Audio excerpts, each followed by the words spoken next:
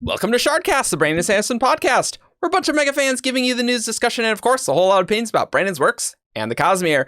I'm Eric, and joining me is Ian. Hey, I'm rereader. Also joining us is Evgeni. Hi, hello, I'm Argent. Hello. I have some things to show you. Evidently you don't. One of which is my blurry visage. It's been fine for the last 40 minutes as the pre-show.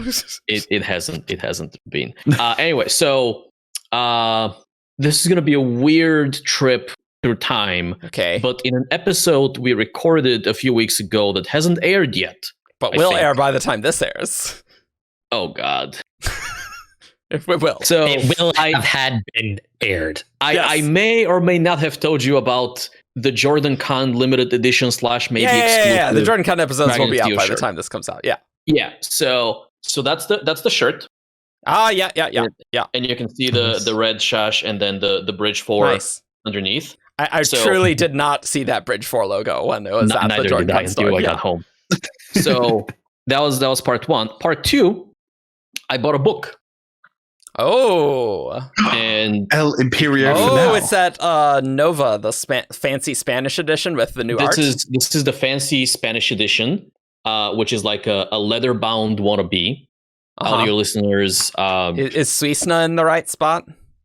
On that where map? is it supposed to be? It's not supposed to be in the Eastern Dominance in the lower right-hand corner. I will have to get back to you on that cool. But for example, let's find one of the illustrations. So here's an Ellen. Oh, that's great. For your bookish nerd needs. Yeah, there was like an art contest that anyone could join to. Here is. Oh, that's good. Oh, that's awesome. Sean. That's really good. Yeah, there's a few more, and then they have the allomantic table at the end. I thought they have the hemalurgic one as well, but apparently they don't. But like the Arcanum looks snazzy. Like this looks like a budget leather bound. Nice. And it feels like a budget leather bound. So. Yeah, a lot of places do have like the nice hardbacks. Like that's pretty common. I think it's just Tor doesn't let Brandon sell it for less than $100. So it's like, okay, we need to make it really premium. Cool. And also we have Ben. Hey, what's up? Hey, I'm Ben, also known as Overlord Jebus. I don't really have a show and tell, but I finally moved my posters from on this wall here to the wall behind me. Wow. So I have my Bridge 4, my Roshar map, and then my favorite card from the Stormlight Call to Adventure game. Which you can barely see on here. Which you can barely see. It's by Anne DR. It's the one with Dalinar catching Venli as the vision crumbles. Oh, yeah. Oh, yeah. I really need to still frame my Roshar foil map. I have still not done that. I also need to frame my Roshar foil map. I need to reframe all of these because while moving them, I discovered they've all warped. So they're all like curved around the bottom. And they're also very shiny, so we should probably get you some non-reflective glass. It's the investiture in these images that has warped yes, space and time that's around right. them. That's right. And we're not talking about that. Oh, and I'm Chaos. Today, we are going to be talking about investiture, but not black hole investitures. Not that stuff again. We've talked about that enough in the WoB episodes. So today, what we're going to be doing is we are going to finally get a podcast that has been on our list since 2017, 2018. Like it has literally been on our Shardcast list that we need to do that forever. Bands of Mourning spoilers at the very least. We're probably going to get into other Cosmere stuff as well. But especially Bands of Mourning. Don't listen to this podcast if you haven't read Bands of Mourning. I mean, if you're listening this far and haven't read Bands of Mourning, the name of this episode, is. I mean, there's not Secret History too, probably. Oh, yeah, Secret History as well, not the unreleased Secret History 2 that he hasn't read. Yeah. That has not been written yet. Yeah. So we'll probably get into other stuff, but honestly, mostly Bands of Mourning and Secret History spoilers here. Mm-hmm. So today what we're going to talk about is we are going to be talking about the magic of the Southern Scadrians they have all sorts of very interesting Magitech, and in particular, the Medallions. We'll be talking about the Medallions in a bit. In fact, I think most of the episode's going to be about the Medallions, so we're going to go through some easier stuff first. Lower hanging fruits. Yeah. So, listeners, viewers, friends, subscribers, Countrymen. patrons, Countrymen, Romans, Patrons. if you're listening to this, how are you doing that? Tell me, what do you know about the nature of investiture and identity? Oh, God. When we got to that line in Bands, it's like, oh, yeah, this book's going to be great. I don't know if you remember that, but that was the end of the last preview chapter. Oh, yeah, because they didn't do the entire part one. Wow. It was the cliffest, the hangiest of cliffhangers. I don't think Brandon intended that to be the case, but once it came out that way, I bet that would have been great. So we should do like a primer on investiture and identity because they are things that are very important for a lot of the Magitech we're going to be talking about. And we're going to explain what we know and also talk about what we don't know. So if you are like, I don't really remember what's going on, hopefully this should help. Yeah. We'll go more in depth as the episode demands it. Yep. Just for context purposes. But I think the important things to cover here are that both investiture and identity are spiritual. Well, would we call investiture a spiritual attribute? That one's a weird one, but at least identity, connection, and fortune would be called spiritual attributes. Yeah. Investiture is a bit weird because it's also kind of like magical energy, right? Like it's It's like I would say yes. In terms of what we're talking about here, it counts as a spiritual attribute. It's just investiture is also a whole lot more. Yeah. Like there's like investiture is a big circle, and then one slice of it is a spiritual attribute. Is the spiritual attribute that ferrochemy deals with. Yes. Which is what we are interested in this case. Yep.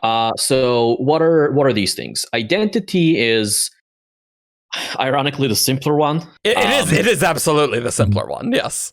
We don't exactly know how identity works, but it is identity fields. Identity fields.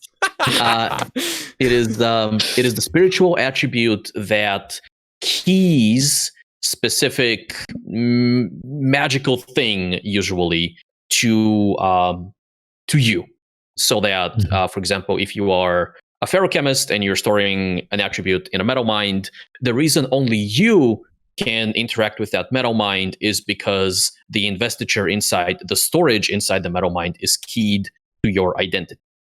Same with like awakeners, awakening. Same with awakeners and other magic systems throughout the Cosmere.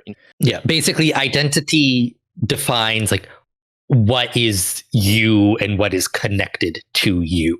Yeah. It's your unique spiritual fingerprint in the Cosmere. Yeah. I think Marvin, our fellow Shardcaster Paleo, had a question at some point about whether identity is similar to cryptographic key. And I think Brandon said that it's not exactly the same, but it is, for the purposes of this conversation, it is very similar to a cryptographic. Yeah. And so the other spiritual attribute that we need to talk about, obviously, is investiture.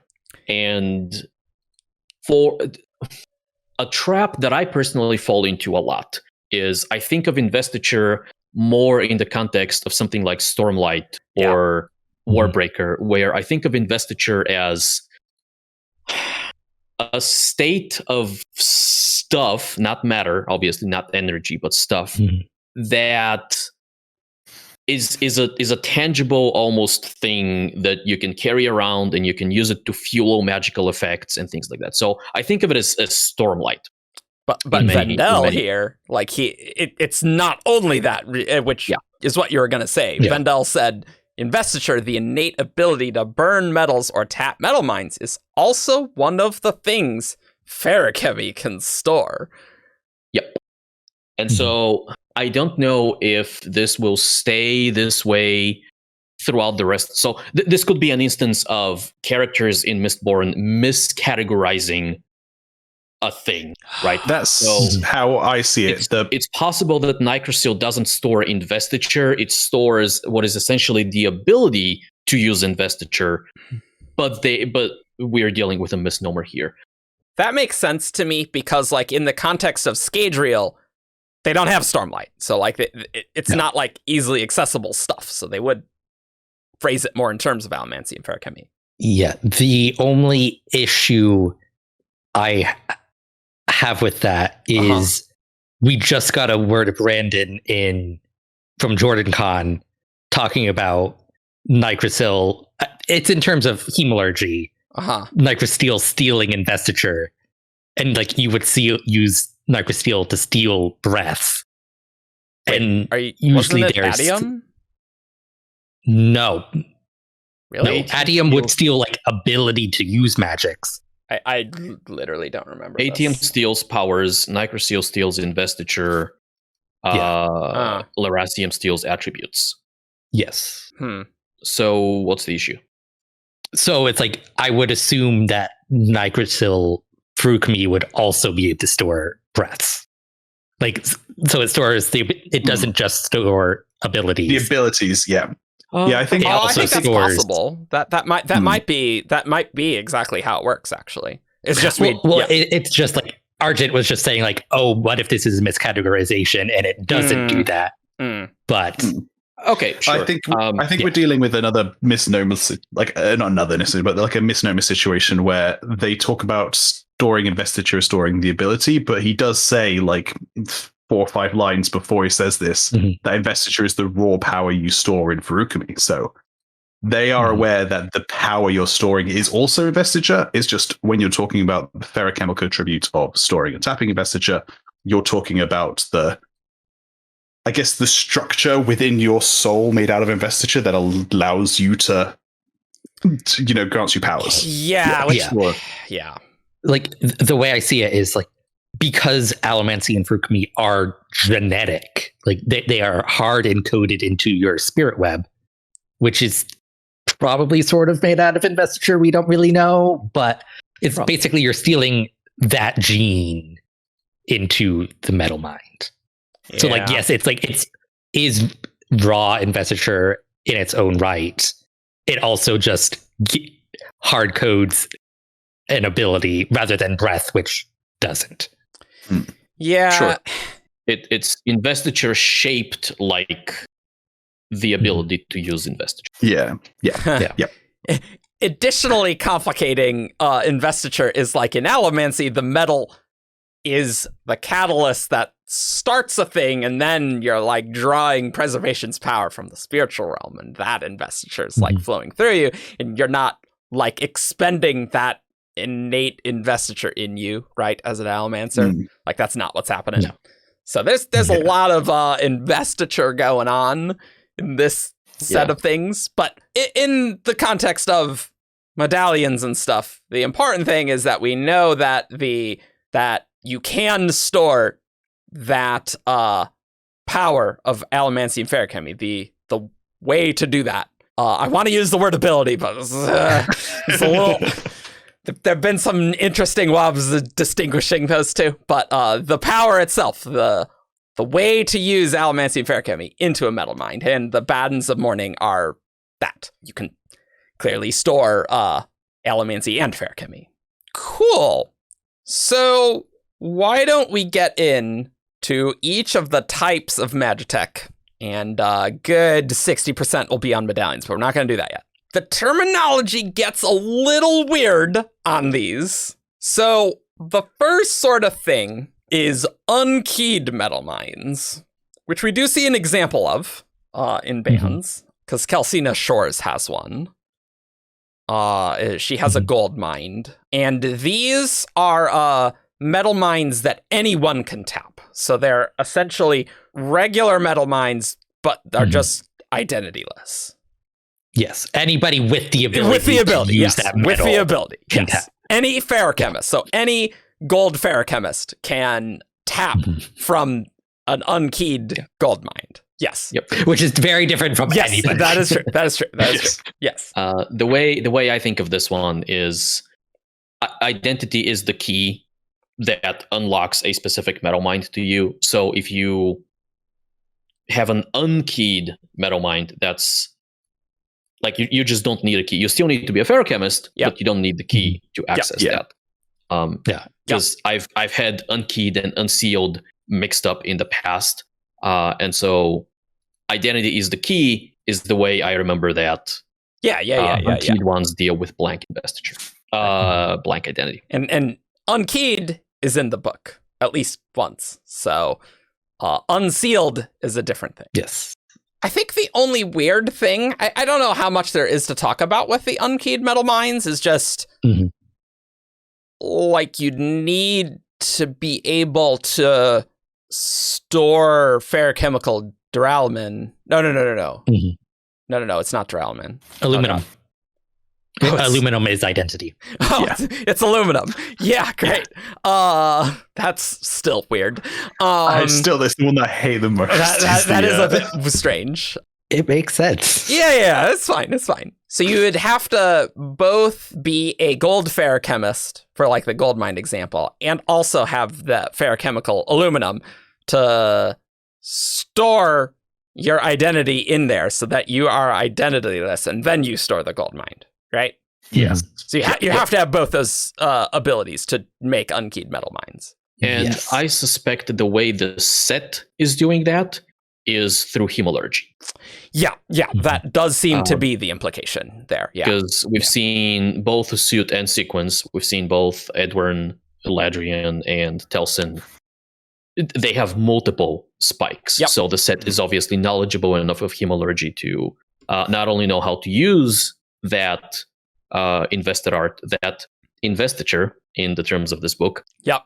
But they are also knowledgeable enough to avoid Harmony's notice, I guess, influence, Gaze. maybe. Right. Not Yeah. too many spikes. Mhm. Yeah. Yeah. So they probably find some poor aluminum knots and spiked that ability out of them and have Well, Some it would other- need to be ferrochemists. right, yes. Yeah. Mhm. Because True the nets self. are the allomantic ones because they Yeah, don't do yep, anything yep, by yep, yep. themselves. Yeah. And then they found some other poor souls with gold and just like keep them under lock and key or whatever, just filling up metal mines. Yikes. Mhm. Which is interesting because later in the book, Suit's like, man, all of our experiments in hemalurgy are worthless because these medallions are so much better. But, Unkeyed Metalminds are still useful, and they don't really know the full detail on the medallions. Yeah, they're probably a whole lot cheaper to make in the long term.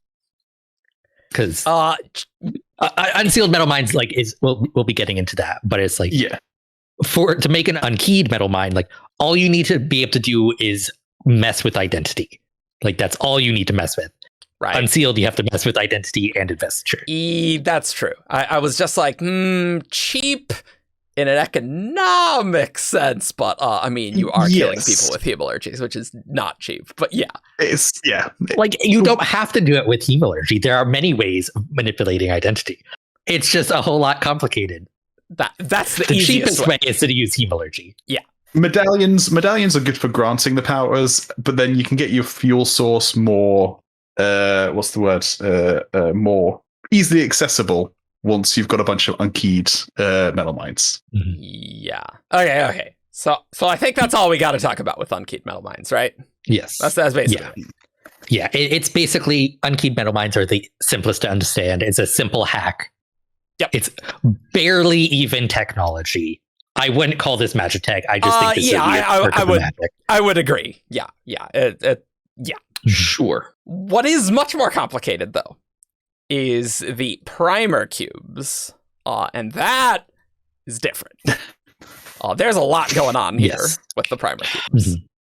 Also, what Wax calls allomantic grenades, but their actual name is primer cubes. Yes. Not capitalized, by the way. Yep. Mhm. So these are the things that an ability can be charged in the cube and then sent out Yes. and or enhanced, and they use et metal slash harmonium. Harmony's god metal. No, only at metal. Only at metal. Never. Yeah, that's required for the primer cubes to work and seem quite valuable because of that. Yeah. Yes. These are used in the airship as the almost, it seems like it's a control mechanism as well as the power source. I almost think that the allomantic grenade part is a side effect of its use in the ship. True. Oh, absolutely, yeah. Yeah. Because I think Alec wanted give me the primer cube and I will do the thing. Yeah, he's like, hey, can you charge it with your... I think he asks Wax to charge it with pushing first, and then he puts it in the little slot, he turns it on, and the fans start blowing. So I think that the ship channels that allomantic ability to get to push the fans, I guess. Yes. It's listening to like the introduction to this section was very interesting in my mind, because it's like, oh, the primer cubes are like this whole big thing. And like, no, like primer cubes are like the smallest part of this. Like they're the on switch. Like they're like it's the analogy is like they're the pilot light. Like they're important going, but it's like they're a very, very small part of what's going on. It's just like they basically kick off. I mean, they're the ignition, right? They prime the ship for shipping. And I think and they're easily accessible. Like you put it in, like it initializes everything. Yeah. I think for me, the most important thing that the primer cubes do is they make the jump from people using allomancy for commute to objects using allomancy. And I think that's going to be so big in like Era 4. Like that's going to be like even Era 3, honestly. Even Era 3, yeah. And so that's, for me, that's like the big thing that primer cubes introduce is objects using these things. Yes. And like that was one of the few things we knew about the Southerners before we got this book. Yes. It's like very shortly after Hero of Ages, Brennan spoke about, there are Southerners on the Southern Pole, blah, blah, blah, blah, blah. They use a mechanical version of the metallic arts. And then for years, we're like, okay, what does that mean? This was like an 8-year process of Brandon like, ooh, there's something on the other pole, and slowly getting out details that we just got here. It does seem like the airship is complicated in that like it's using that primer cube much more effectively than just like throwing a grenade at it, right? Right. Yes. So like clearly the airship design is doing specific things, and we don't really know like how that works, right? I think we have a good clue from elsewhere. The Fabrial stuff from Rhythm of War. I'm almost certain that the primer cube and the device he slots into that makes the ship work, I could almost certain that's probably very similar to a cage that is around a Fabrial. And that allows the Investiture to flow through wires that connect to the harmonium at the core of the cube. That's super plausible, Yeah, it's like the primer cubes and like these mechanical applications of the metallic arts, like they're 100% Fabrials in terms of fantasy Magitech. Like this is a Fabrial. It's just not spread based. I would like us to actually step back from this and just go over how the primer cubes are being used and what they do and how they fit with the ships, because sounds good. That's not something I would have remembered before my reread in any capacity. And so assuming our listeners are in a similar place, that could be useful. There's a lot that happens in bands. That's why we had to reread it to do this episode. So let's go from smallest to biggest, right? So primer cubes, the little metal cubes. Important to note is that they have what is essentially an on switch.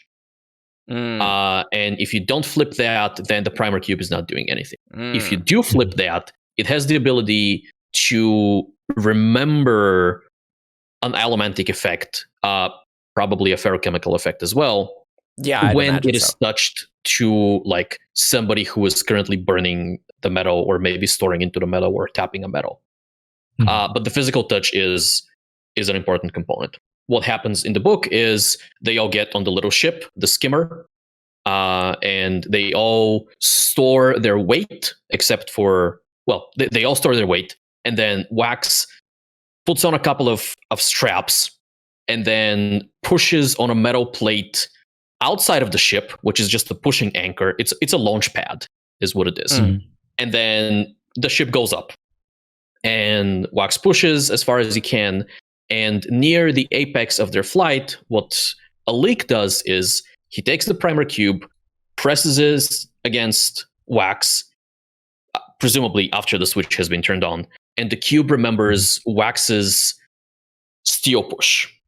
And then Alik takes the cube after a few seconds and then slots it in a special place in the skimmer, and that engages some kind of mechanism. And now the ship is broadcasting that push. Wax no longer needs to do that. Right. And what the ship is doing with the push is it is doing a propeller thing. It has like a fan on the bottom, and it's a downward facing fan, and that is apparently enough to provide buoyancy to the ship. All of this takes another step up, kind of, when we go to the big ships, right? Yeah. The one that the hunters took to the Temple of the Sovereign, where we have two additional things going on. Oh yeah. One of them, and we see that in the skimmer as well, is that the et metal in the primer cube is the fuel. Yes, it provides the steel push, but Alik explicitly calls it a fuel and says, okay, well, this little primer cube, it's got only like a couple of days worth of flight in it. Yeah, the et metal within the primer cube is consumed in the process of powering the thing. Yeah. So normally the ships have like storages of et metal that they use. My understanding is that they don't normally use the primer cubes for that. Like the primer cubes fuel is like, that's a last resort type of thing. But what happened is the people from the set took all the et metal off the ship, and so now the skimmer is running on just this primer cube. They were going to use the et metal to blow the place up because it's very reactive, right? So I was talking about the skimmer, but also yes. Yeah. Sorry. Yeah. And so going to the big ship, we have a similar thing where et metal is once again the fuel. They also have et metal bombs that they were going to use to blow up the temple. Oh, right, yeah, because that's what the Hunter's whole plan was, to destroy the place. To drop a big old city-destroying bomb. They decided not to. Well, some of them did. Some of them did. Also, the ship crashed. Anyway. Yeah. They died before they could decide not to. I guess that's true. The other thing that we have going on for the big ship is that it has a mechanism to reduce its weight. And I think that is important. So with the small ship, with the skimmer, with the Vilg, that's not necessary. Every passenger stores their weight, and the fan is enough to like keep the ship and the equipment flying. With a big ship, obviously much bigger, much heavier, you can't provide that much power with fans. And so Suits people mentioned that there is a mechanism there to reduce the weight of the actual ship. Sure, and I have to assume that works in exactly the same way as the propellers do with allomancy, except it is used with feruchemy instead. Yeah, sure. That feruchemy part's interesting because it's like, what metal mind is it storing into? Like, is it storing into the, like, that's just an interesting thing because allomancy, it makes sense that the et metal would just, be directly consumed, almost like how preservation, Vina's preservation is like giving Elend allomancy. Like, totally fine. That totally makes sense to me that et metal would provide that. But like feruchemy, you need to store it into a thing. So that's kind of presumably there are big blocks of iron. To store into. And you just make it an unkeyed metal mind, and then anyone could. Do you know what really sucks about that, though? Do you know what the heaviest metal is, though? Is iron is an extremely heavy metal. And so you have to carry this big, heavy block of metal to make your ship lighter. It's the rocket fuel problem, but for pretty much. It's pretty much that. Rocket fuel, very heavy, as it happens. Yes. Yeah. That's interesting. I kind of had forgotten that. Even still, just that. Yeah, they clearly have to be using ferrochemy there. But in terms of just locomotion, I imagine the big ship works exactly the same way as the small one. There are At a fans bigger on the scale. bottom. Yeah. Yeah. But it's that weight reducing part is why they're so vulnerable to winds and storms. Yeah. That makes sense. I do like that there is a consequence to doing these things. Mhm. One thing with the primer cubes that is weird and or unclear to me. Well, two things. One, how the hell do you put a power switch on that? Is the power like switch the actual mechanism of doing the switch? Yeah. Very much like a Fabrial, I guess. Like, I was going to say, Just like- have bits of metal that slide into place that touch the et metal in certain places, Yeah. you know. Okay. Yeah, because there has to be some sort of metal that channels from this, like channels the ability from the surface where it touches skin. All racium. down into- All racium. Yeah, but I could see that being Nicrosil. Like, Yeah. it makes sense. Nicrosil would also be a picking dot Yeah, that investiture. makes a lot of sense. It is described as a silvery metal. Like half the and- metals at this stage. Well, more than half actually. Yeah. The other thing is when they use the primer cubes in like allomantic grenades, Mhm. there's an interesting thing where the grenade doesn't engage immediately, right? Yep. Yeah. So let's say Wayne is burning band alloy, and then he presses the primer cube to his skin, and then the primer cube starts remembering the speed bubble, essentially. And if Wayne throws the cube away, you don't have a flying speed bubble. What happens is a few seconds after the cube is thrown, or presumably a few seconds after it stops touching the skin, it mimics the ability. Yeah. I think it's like 3 to 4 seconds after it's been charged, it activates the ability that it's Wax been charged says with. a second or so after, but a small amount of time either way. That's very interesting. I could almost see that as being intense shenanigans. Where it's like, Oh Christ! when you're charging it, you don't want it to like immediately start having that effect. It's And true. so It's true, though. Yeah. it's like, It's possible, yeah. it's a mechanic in the Cosmere. Mm. We're going to bring it up. And Yeah. it might actually be Yeah. a thing. Yeah. I was hoping for a mechanical explanation. There may well be that, though, as Mhm. well.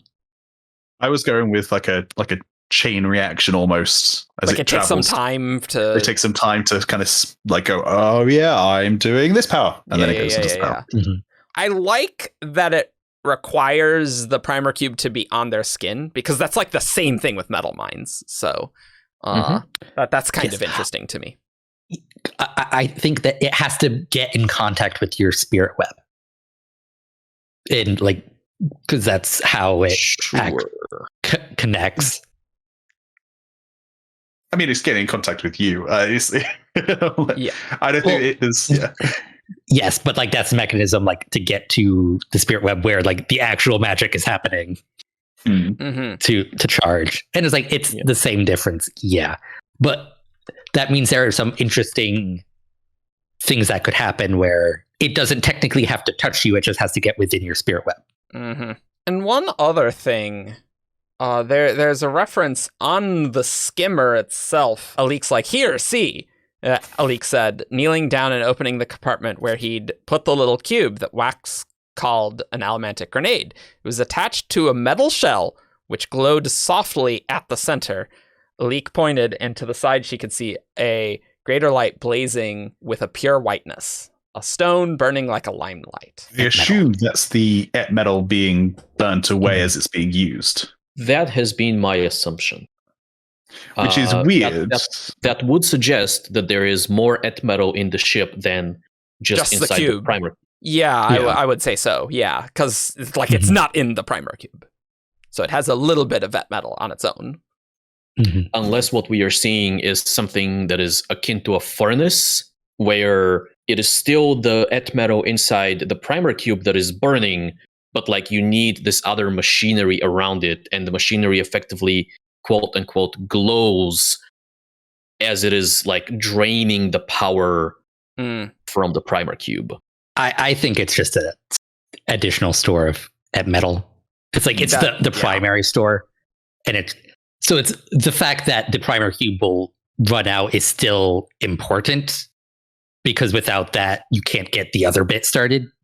But I think it's probably that. But it does make me think about how. So going back to quickly the kind of the fabrial design, how you'd have metal touching the et metal and then have the et metal burn away but not lose contact with those contacts. Because I assume it would burn from the outside in and like would fall down. I see what you're saying. I mean, it could be like resting on a plate. Yeah. One thing that Alec mentions is that if or when they run out of the et metal in the cube, they would need to have Wax power the motor that powers the propellers himself. Okay. So, like, what I'm saying is, like, the ship is not completely stranded if it runs out of et metal. It can be powered just by an allomancer, but it's obviously super inefficient. Yeah. That's very interesting. And that leads me to another question I was thinking. The Southerners don't have allomancers, so who are they getting to charge the cubes?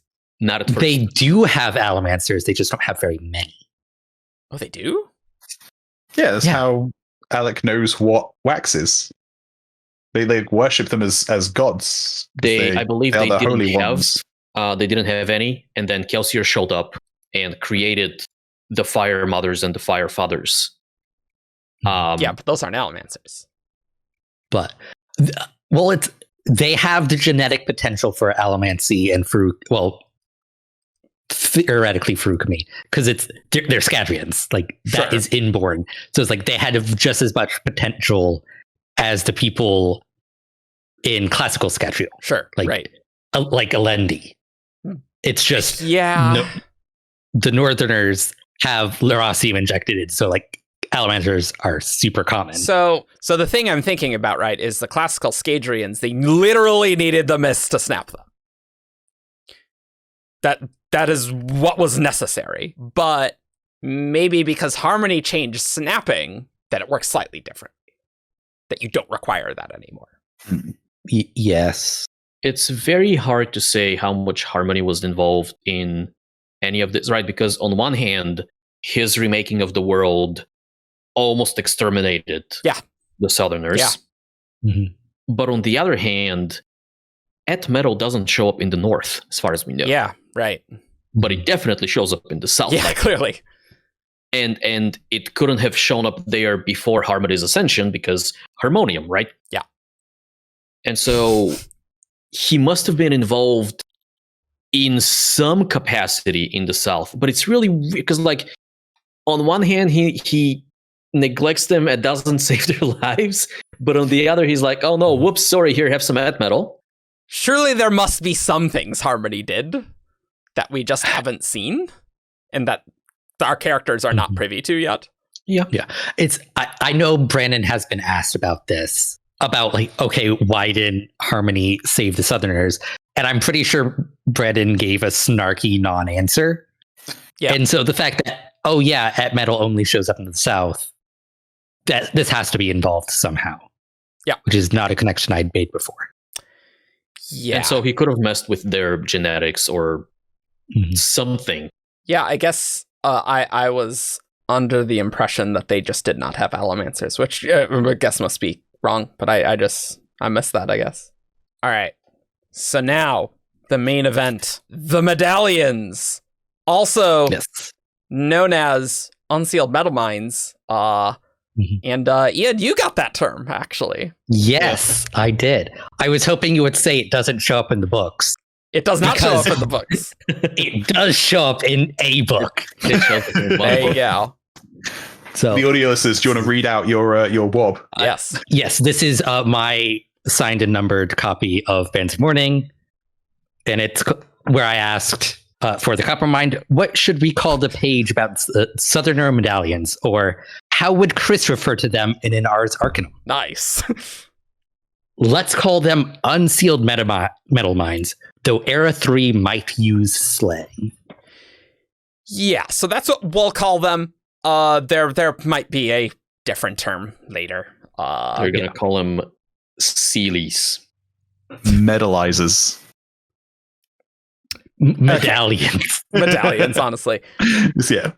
So, the Unsealed Metalminds are very interesting. So, these important difference from the Unkeyed Metalminds in that the Unsealed Metalminds have a ring of Nicrosil, which stores investiture. That's its ferrochemical property. So it actually grants you the ability to be an allomancer or ferrochemist in whatever variety is necessary. So, like, the first medallion that we see is, well, actually, the first one would be a connection medallion. So those have 3 rings of metals. It has the Nicrosil. It has the connection metal, Duralumin, which lets, Alik talk to them. And also weight. Which is, so the Duralumin and the iron are there for convenience. They are not essential to the metal mine. Well, yes. They are there so that when you are giving yourself the ability to store weight or to tap weight or to store/tap connection, you have a metal mind of the appropriate metal at hand. Yeah. But you can take those out, leave just the Nicrosil, and then touch like a metal bar, an iron bar. And you can that is good enough. Yeah. It's the Duralumin is a tricky one because you're tapping the connection. Yeah, because you're tapping blank connection. Not necessary to the functioning of the Unsealed Metalmind. It's just necessary because, like, that's what you're trying to do. Like, you want the blank connection. You're actually tapping it. You're not storing connection. You're tapping blank connection. You could tap blank connection from any metal. Theoretically, with it's in it. Yeah, sure. Yes, it is there for convenience. It's just a slightly higher need than the iron. Yes. Yeah, because the iron you're just storing. Yeah. Now, I'm going to say something that might be controversial. Okay. But oh boy, already. I guess we could assume that the Duralumin that they're tapping is an unkeyed metal mind. Yes. How about, I would say yes, but I do want to leave the can of worms as to blank connection and stuff a bit later after we go into a bit more detail on some more basics, if that's all right. So another combo they have is weight and warmth. So, and of course, note there's always a Nicrosil ring, right, on these as well. And obviously we see a copper one at the very end with that coin that Wax taps that has that Kelsier vision. And importantly, the 2 ability medallions took a lot of experimentation for the Southerners to get right. And Alik has seen medallions with 3 abilities twice in his life, and every attempt at 4 power just totally failed. And apparently you can't just hold multiple medallions, they will interfere with each other. Which makes sense. Yeah, that makes sense. 2 things. So this medallion technology, and especially the ones with multiple powers, are all derived from the Sovereign's original gift to them when he set up the whole Firemother, Firefather thing. Right. So he went there, he saved their lives, he gave them a way to be warm forever, and then presumably he left, and then they looked at his work and they're like, okay, what if we do this for weight? What if we do this for connection? What if we do this for weight and connection? And it is possible that they haven't fully figured out whatever it is that Kelsier did. Well, clearly like- not. Well, yeah, right, because they haven't created their own bands, right? Right, exactly. Yeah. But it's also possible that Kelsier just didn't give them like enough there to figure out. Like he sets them with a single metal, unsealed metal mines, and he's like, "Okay, peace." And then they figure out single metal to double metal to triple metal, but maybe the way to something like the bands is a completely different direction. Like it's not just building on top of one by one. Yes, and that's actually discussed in the book, because Wax talks to Alec and was like, okay, like why don't you just like pass the medallion around and have like everybody just like store their own thing? And Alec has a very snarky response. It's like, yes, we've never tried that before. You are so wise. The gist that comes out of that is like you, like a single person, or at least a small number of people, have to have all of the abilities in order to make a single. That is incorrect, actually. The comment is in the context of, well, why don't you just put 32 different medallions on you? That is true. And then Alec is like, oh, no, that doesn't work. They interfere with each other. Yeah, and that is when he Yes. makes the snarky comment. Yeah. That's different than what you said. It's not about Okay. passing the same medallion to 32 different people. But like there's also another scene about a single person being required to recreate the bands.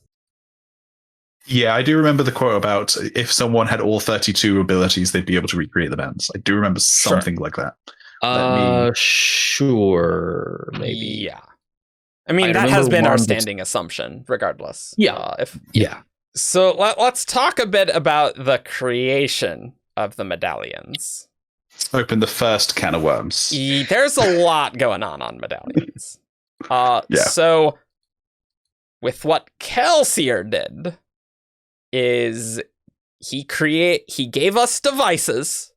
He started the Firemothers and Firefathers who live to fill the medallions so that the rest of them can, go out into the cold. And Wax asks, you can create these. And he's like, if we have the Metalborn to do so, and the Excisors are the gifts the Sovereign made for us. So presumably that's the devices, right?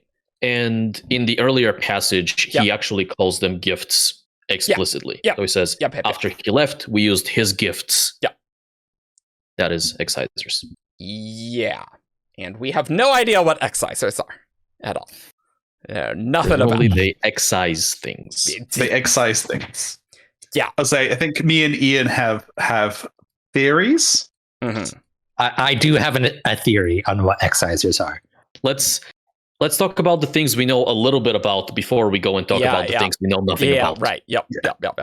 A couple of things that come in the context of creating the medallions are, one, creating a medallion with multiple powers requires somebody who is very skilled, in Alec's words. So it is not just a matter of like finding the right people, it's somebody who is very skilled. I don't know whether that person needs to be very skilled in like manipulating the storage of investiture, or if that's somebody who needs to be very skilled at working with the excisors, for example. Yeah, because the quote, so Wax is saying, so to create one with multiple powers, you must be very skilled. Alec said, more skilled than any who has lived among us, or, he chuckled, or you have to have all the powers, rather than adding yours to the medallion, then passing it to another to have it added to. If that were the case, you'd be a great god indeed, as powerful as the Sovereign. Doesn't this just say passing it to another? I think so like, normally it's like you just can't do that too many times. It's like okay, like adding a third ability is possible but difficult. Yeah. Any attempt to add a fourth fails. Yeah. Okay, cool. Yeah. But if you had all the powers, then you just don't have that problem to you pass can just it to another. Put them all in. Yeah. Skill doesn't come into play in that. Well, I'm sure there's still some craftsmanship, but yes, not In with this that context, problem. right? Right. And the other thing is, you can't strap on 32 medallions and gain all 32 powers because they just interfere with one another. Yeah, investiture interferes with other investitures. Yeah, super common Cosmere thing. Part of the reason why Twinborn exist, right? Because like one of the reasons why the Lord Rulers kids weren't full Allomancers and full Ferrochemists, I believe part of that explanation was that, the Ferrochemy and Allomancy, they kind of interfere a bit or something. Yeah, well, that's why fairings exist. The genes started mixing. Yeah. So... and the other thing that comes into the creation of like multiple power medallions is, so if you are creating a medallion that can grant, let's say, weight manipulation and warmth manipulation, let's say, you would need, in Alik's words, you would need multiple Nicrosil rings, right? Because you can't store weight and warmth in the same metal mine. Yeah. Are there multiple rings? I don't think there are multiple rings. At least not in this Bands of Mourning chapter 21 that we have. That grants the warmth, Alik said. It is a grand combination. 2 attributes from separate rings. Took us long enough to make this work, yeah? No. Okay, yeah. I imagine it's similar to how tin you can only store one attribute in. That has always been my assumption with Nicrosil Ferrochemy from the beginning, that like each Nicrosil mind can only store 1 power. Yep. So no, that makes sense. That makes sense. And I think the reason that's not noted elsewhere is because if you put 2 Nicrosil rings next to each other, like unless you inspect them very closely, they just look like a single ring because it's the same metal. Sure. I think something else. I do think they have to be separated, otherwise they are the same ring. Like if they're in contact with each other, they'd just be considered 1 ring. I don't know. I can get 2 copper coins and I can have them touching, and it's still 2 copper coins. Yeah, it's not I think that's 1 fine. copper coin. Yeah. True. If you start them with separate charges, then they're not gonna. Yeah, they'll be fine. Yeah. I mean, putting 2 bits of metal to touching does not make them 1 bit of metal. Like that's just. They will. In my mind, it's like you make the medallion and then you charge it. So it's like they'd be close enough that like they'd be one thing because they're one object. Oh, sure. Like in the actual charging process or making the medallion, that's entirely different. Yeah, well, The thing is, the beautiful, terrible, horrible, ugly thing about the Cosmere is that perception matters. Yeah, that's true. That's true. And so 2 metal rings next to each other are still 2 separate metal rings for at least a period of time because they see themselves as 2 separate rings. Maybe if you just crafted them as metal rings, they wouldn't have enough time to see themselves as separate rings. Or it's like you can put like one of the other metals between the 2 Nicrosil bands. Yeah, which like you could just do that anyway. Explanation to all of this. Yeah. I really wish I had a £2 coin with me, because a £2 coin in the UK is made of 2 metals, but they're not like fused together. Like it's not an the middle one is just is like a sticks out and just goes into the outer one, and it's like they're 2 separate metals, but they're 1 object. Yes. Look up how £2 coins are made if you want to see how. That sounds insane. I think one notable thing is that I think you still need to have both rings be like accessible and touchable from either side of the medallion, because putting the medallion against your skin needs to be able to touch either metal. So it's like if they're rings, it's like, okay, so like inner Nicrosil, 1 metal, outer Nicrosil, other metal. So it's like they're still accessible from both sides, and they'd be rings. Yes. That is perfect. That could perfectly work. So one other thing we definitely know about medallions and kind of how they're created is they actually only give you the ability to tap or store. They don't give you both. So when you the weight one doesn't give you the ability to store and tap weight. It only gives you the ability to store weight. And the warmth only gives you the ability to tap warmth. It doesn't then give you the ability to store warmth, because they've said they don't know how to refill the metal mines once they're empty. That is, well, that part's true. I don't know if I agree with that other aspect. Well, if it grants you the ability to store heat, then they wouldn't have the problem where they don't know how to store heat. Well, they would just store the heat. In my opinion, the issue is that the ring that is the brass mind, right? It's brass. Mm-hmm. That stores the heat. You still need to make that an unkeyed metal mind. And so I think it has to also be unkeyed. Because if you had if you have the Nicrosil part that gives you now can you are a ferrochemist.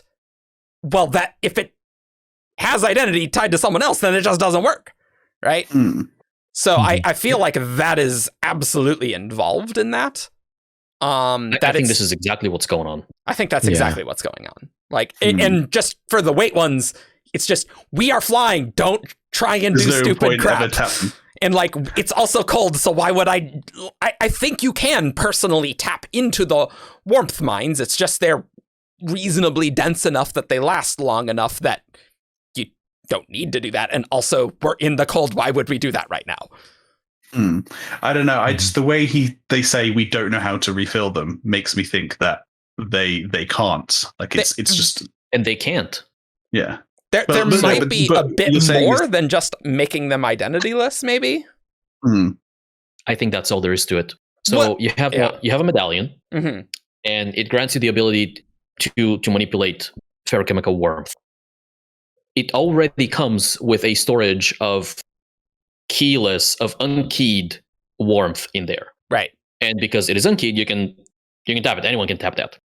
But if you try to store in that same storage, you can't put something that has identity in it, because then it's mixing. You're trying to put but if it's investiture next to unkeyed investiture. But if it's empty, then surely you could just go sit by a fire, store it for a bit, and then you refill it. Yes, and then it could be yours. But and then it's yours. I don't know, the way he says that this is Ed Warren saying this. If the set is the one saying we don't know how to refill these things, especially because they do know about Unkeyed Metalminds. Very important distinction. Yes, it's Ed Warren that says we don't know how to. That makes me think it is impossible, because it only grants a tap or a store. And that doesn't. And also, that's kind of important to how I think the Excisors work. Well, see, in this conversation, I actually had a very simple idea for what the Excisors are. It's so simple. I think. Let me give you the exact quote, because I think it is very relevant in this case. So Edwin says, so Wax says, "You do know what the medallions do," and Edwin says, "Certainly, but their reserves of heat are not eternal, and we don't know how to refill them. We had to reserve their use for those who were suffering greatly from the cold during the trip." So what's happening here is they're not saying our medallions ran dry and we don't know how to refill them. They're saying we don't know how to refill them, so we had to ration their use to only the set have had these for months. The ship crashed near New Saren, I assume I think it's months ago. And so I assume they've been experimenting on them for a while before they did this trip, is my assumption. I can accept that it could be a bit more than just making them unkeyed, right? Like there could be an additional thing as well. Because clearly the set knows how to make unkeyed metal mines, so I think that would be reasonable for them to figure out, especially if they could store the warmth and then tap it, but just not give it to someone else and do that. I think that's a pretty reasonable jump for them to make, right? Mm-hmm. They have. That's a really good point that I forgot. The set have access to the ability to make unkeyed. They literally know how to do that. They're the guys that worked that out. Can I give you a very simple thing for what the Excisors are? Go for it. Sure, and I'm going to be very angry if it's the same as my thing. I think all four of us are converging on a similar idea. By the way. It just excises the identity out of the Firemother and Firefathers. Oh no, that is not what I was. What I got either. I think because that way then you can just permanently have someone just constantly storing the warmth, and that would be pretty simple. And it excises a part of the spiritual attribute. That is terrifying. Permanently excising someone's identity. Oh, like, that I don't know. Well, I mean, it does sound like the Firemothers and Firefathers. That's like a revered position that they are just always doing that. So that could be what is going on. We are going to give you this revered position and like destroy your identity. Well, hold up. Oh, magical identity is not the same as personality. Yeah, you can store identity into a metal mind and not like be. Well, I mean, to be honest, we don't actually know the differences your person would be as we're storing identity. I feel like there would be consequences. There probably would be some consequences rather than purely a magical thing. Removing identity is part of what happened to the singers. So, obviously it's a very different situation. For sure. Yeah. And it does say that the Firefathers and the Firemothers, they live to fill the medallions. That's all they do is just fill these medallions. Yeah. This is very plausible, though. You got to admit. That's very plausible. It is. But there's a very big thing. I want to let Ian go first. Yeah, okay. For his idea on excisors. What's yours? My very simple theory on what the excisors are is like, Brennan has said that the Southerners have a mechanical version of the metallic arts, not mechanical versions of allomancy and feruchemy. Okay. What if the excisors are some sort of metal-powered mechanical hemalurgy? What like that means, I have no idea, but... So, like, less that you're killing someone and it's more just... That's kind of interesting. Like, I'm imagining that instead of a hemalurgic spike, it's a vacuum, okay? And it's vacuuming up that aspect, and it's not going to kill the person that you are taking the attribute from, potentially, which would be very powerful. I mean, mine, honestly... It well could be both of these things, Ian. Like, it's a mechanical hemalurgy that takes their identity. Like, this all still works together here. Okay. Ben, what do you think? So there is the one aspect of medallions that has been paining me for 4 or 5 years. 5 years however long it's been. It's been over 5 years. The ferrochemical Nicrosil problem. Yep. Well, this is only a problem to you, personally. I don't see how this isn't a problem to everyone. So the Nicrosil ring is there so that you can tap the Nicrosil, which grants you the power in the other rings. But not everyone is a ferrochemical Nicrosil feruchemist. Oh, okay. So how is it that everyone can tap the Nicrosil? And I think this is where the excisors come in. Okay. Because I think as a someone with 2 powers, whether through hemalurgy or something, they have the ability to tap and store in Nicrosil, and then they also have an additional ability, for example, warmth. Sure. So they're storing their warmth in this Nicrosil.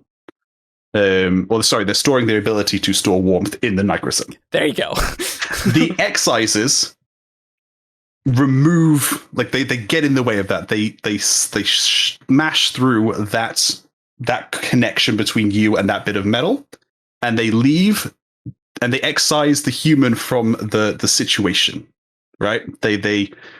And what you're ending up with is a Nicrosil metal mind that is like, isn't someone supposed to be tapping me right now? Like, you're essentially left with almost a blank connected. But Ben, wouldn't Nicrosil metal mind?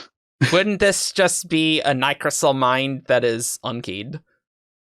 Okay, so the person's got to have 3 powers. They've got to have aluminium. They've got to have Nicrosil and heat, and they've got to store their identity somewhere. Yeah, that is tricky.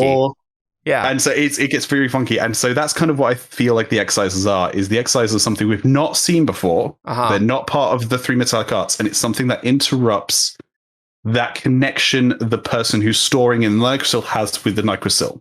And say, so for example, they're tapping their stored power, then you remove the human from the equation, you excise them, and now you're left with a Nicrosil mind that's going, isn't someone supposed to be tapping me? And so when you then put that Nicrosil on someone else, the metal goes, oh, this person's tapping me, and gives you the power.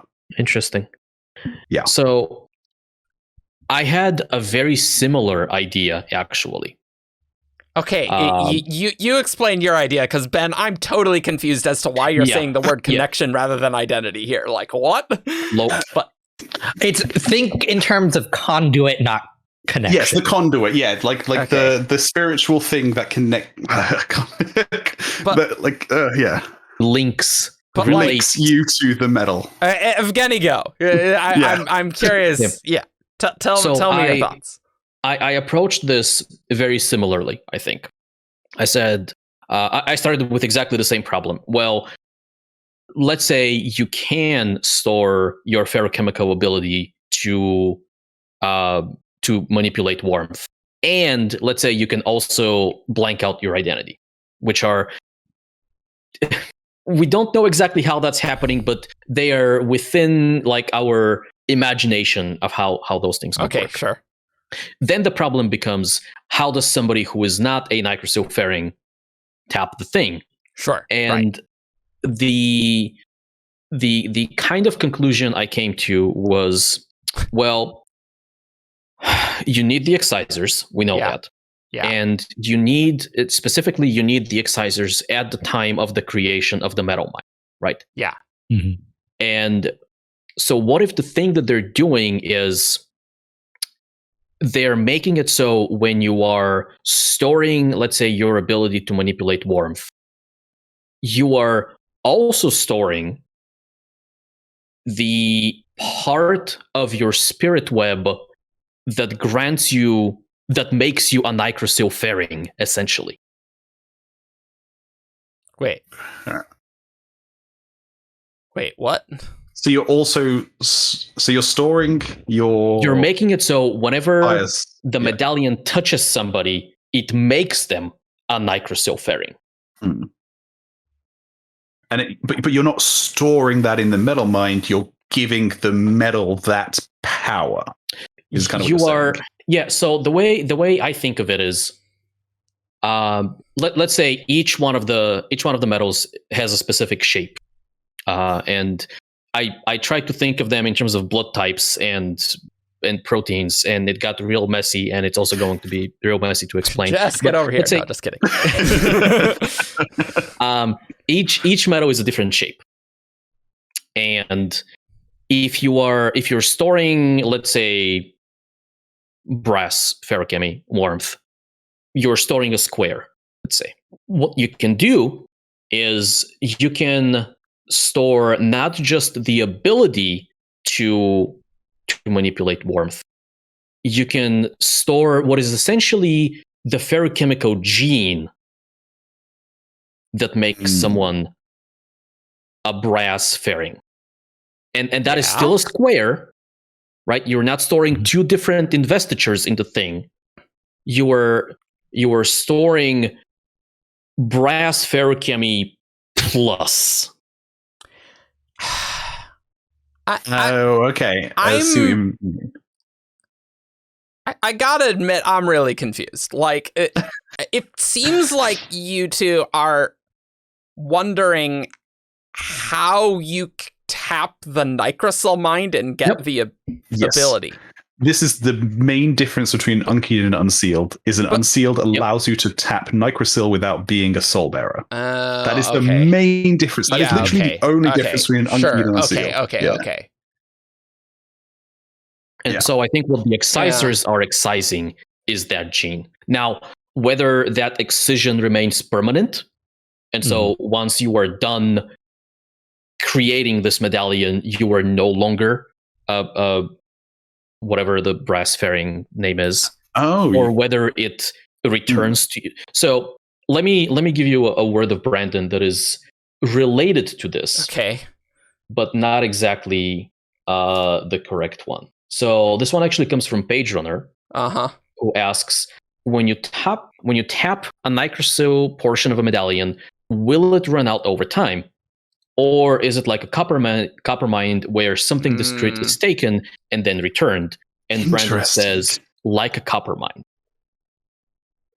Okay. And so obviously with copper mines, what's happening is you're putting a memory in and then you're taking the memory out. And the only like loss happens in your brain, because your brain is when you restore the memory in the metal mind, you are storing a poorer, like a degraded version of it. Mm-hmm. And so it sounds like Brandon is saying something similar is happening with Nicrosil. Yeah. And so I think what's happening here is you are taking the memory, except it's not a memory, it's the ability to use, let's say, ferrochemical warmth out of the metal mind. And when you are done with it, it automatically returns in there. Yeah. Which is it's why it's similar but not the same, because it goes back into it. And then the next word of Brandon that we have here is also fairly interesting, which is literally asking the thing here. So Nicrosil, Wax couldn't use a blank gold mine because he's not a gold faring. Why can he use a blank Nicrosil mine? So this will all come out eventually, but the idea is there are certain ways to connect yourself to magic, to hack the magic and make it think you have the spiritual DNA that you don't actually have. And this is one of the ways. And the questioner says, so then the people who made this medallion have this thing that a regular Nicrosil faring couldn't. Brandon, yeah, you're picking up on it. We'll dig deeper into it as the series progresses. And that's the other thing. Like Brandon is saying, hey, you can hack the magic and make it think that you have the spiritual gene, the spiritual DNA, as I've been saying, to make the magic think that you have that power. Yeah. I think the idea kind of came from me. A bit of history on this, of where kind of this idea came from. I was convinced. Where's the meme? I was convinced for years that the medallions had harmonium in them. I was convinced that they had similar to how the primary cubes granted Allomancy of Furukumi to objects, the medallions had like a core inside of them, because obviously you can have exposed to the air, of et metal that granted abilities to people. I was convinced. But then in the book, the Alec talks about objects that use et metal, and he lists off, the prime cubes and the ship, and he doesn't mention the medallions, and it seems like a very intentional. He doesn't explicitly say they don't use et metal, but he doesn't include them in a list of things that do use et metal. And so that's kind of where I was like, okay, cool, something needs to grant this ability. And I was kind of thinking blank connection, where you can tap it and it connects you to a thing. What if you gave an object blank connection, and so when you put it to your skin, it connected to you? And that's kind of where the idea came from. And so, yeah, that's how you trick it into thinking you have the spiritual DNA to have the power. Is the object is you excise the person storing or the person tapping whilst they're tapping it, and then you trick the object into thinking that anyone that's touching it is that person, kind of thing. Yeah. I think not knowing what the excisors are, because I think the excisors are this like just huge like empty spot, and it's like that's hiding all of the important bits of how this works. Yeah, really. Yeah, because there does need to be an additional step, huh? There does. Mm-hmm. Another interesting thing to all to that effect is, right, if you just blank out your identity and you store your ability to manipulate warmth, presumably another Nicrosil faring would just be able to use that. Like no excisors required. Yeah. Right? Yeah. And so assuming the excisors are doing this part that allows Nicrosil the blank identity. Yeah. Well, which they have to be involved somehow. Sure. Well, right, I'm just saying the identity issue is separate from the tapping the anyone tapping the Nicrosil mind. Yeah. Like those are different things. Yeah, we have three issues, right? And so I'm saying we've seen Unkeyed, which solve one of the issues, Right. which is the identity issues. Yep. We've seen Unsealed, which solve all three. Yeah, right. Somebody who is not a Nicrosil faring, somebody who is not the original person who created the thing, and somebody who is not a faring of like warmth or The thing whatever. that, I'm saying, technically, theoretically, there is a step in the middle where you are solving the identity problem and you're solving the putting multiple things together in the same medallion, but you are not solving the problem where the medallion grants the ability, where the medallion grants ferrochemical Nicrosil. Yeah, okay. In that scenario, yeah. I think it should be possible for a Nicrosil faring, a different Nicrosil faring, to come in and make use of that metal mind just fine. Yes. I totally agree. I Yes, agree. I absolutely agree. That has to be how it works. Yeah. And like this kind of Magitech we haven't seen on screen. Yeah, because it wouldn't be very Yes. useful. Yeah. So for viewers, what if you're thinking why I was very confused by what Ben was saying is Ben has some interesting ideas about the Nicrosil, but we have a great meme. I'll put it on screen for you. It's just Nicrosil and other crap, and then Captain America: Civil War. Classic meme. I believe the original context of that was not related to the medallions, but rather enhancing Allomancy using Furukami, and I have walked back on that. Okay, good, because that was realized insane. I was wrong about that. That was insane. But like, I absolutely agree that if you're not a Nicrosil faring, how do you use the metal mines? That is the medallions, and that's totally a problem. Yeah. See, I really like my Exciser idea that it's excising the identity, because that really, like, very neatly solves that problem entirely, but it totally does not solve this Nicrosil issue at all.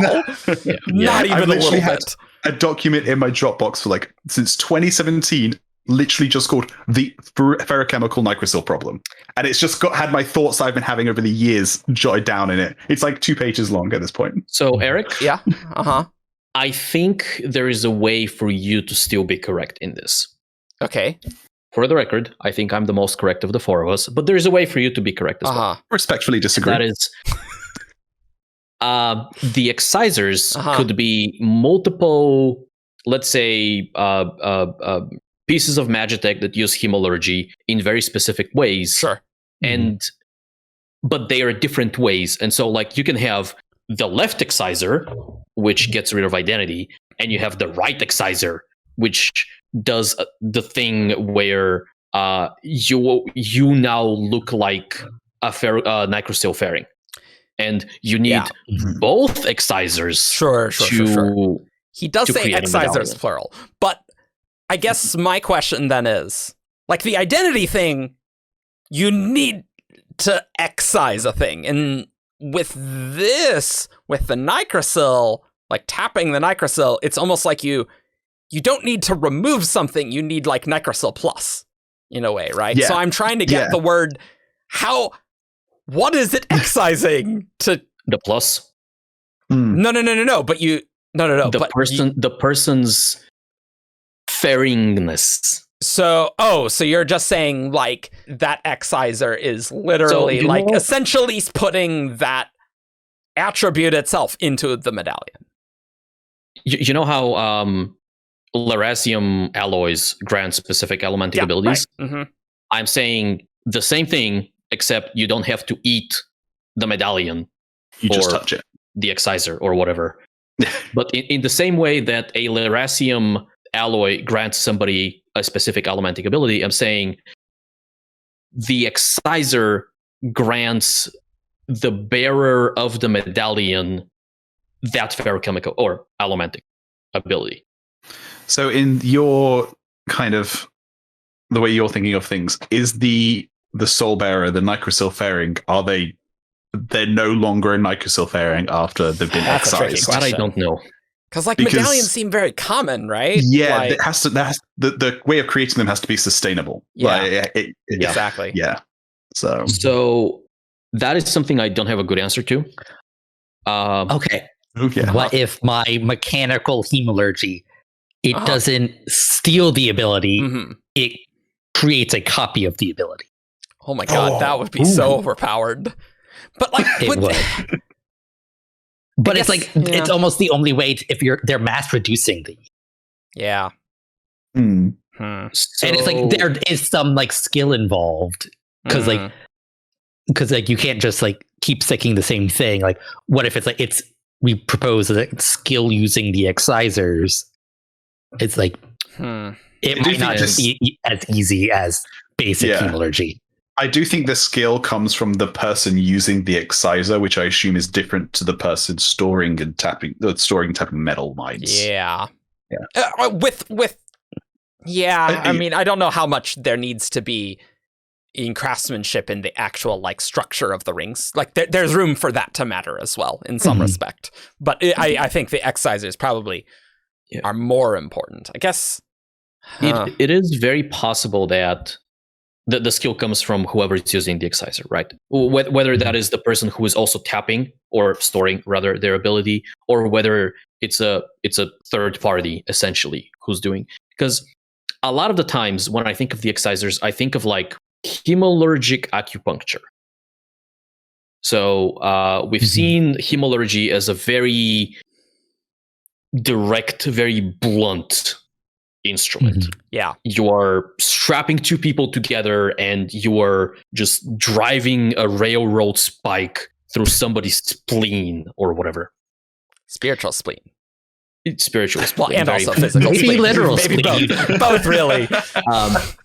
But I would be absolutely on board with the idea that if you were using the excisors, instead of, strapping two southerners on top of each other and then spiking them in a specific way, you have like these needles.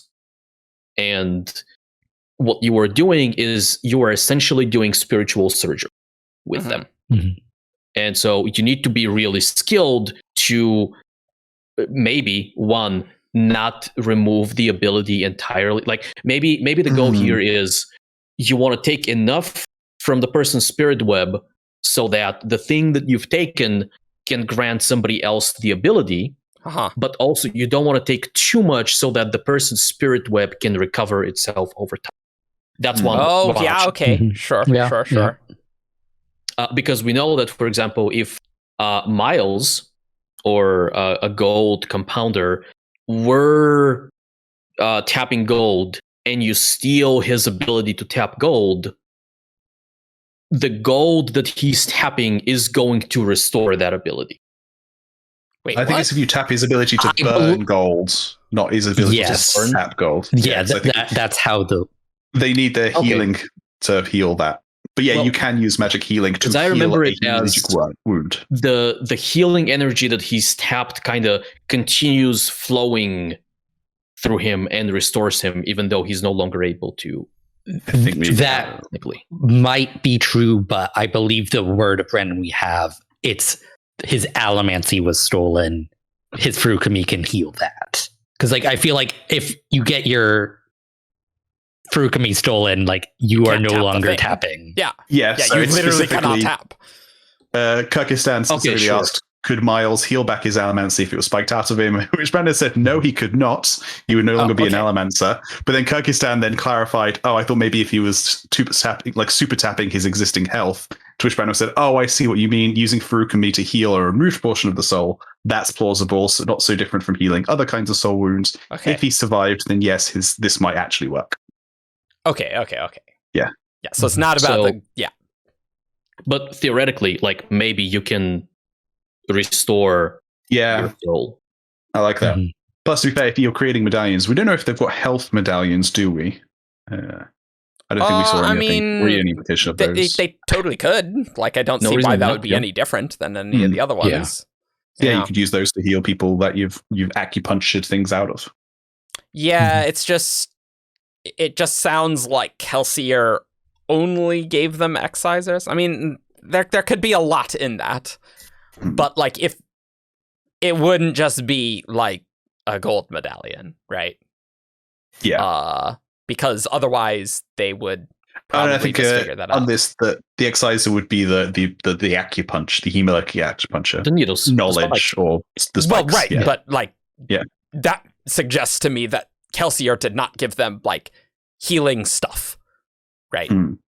Oh yeah, because they wouldn't have that to begin with. They'd have to then work it out. Yeah, okay, yeah. Like, that's what I mean. Yeah, the original ones, they wouldn't have that. Maybe they could have that now, potentially, but...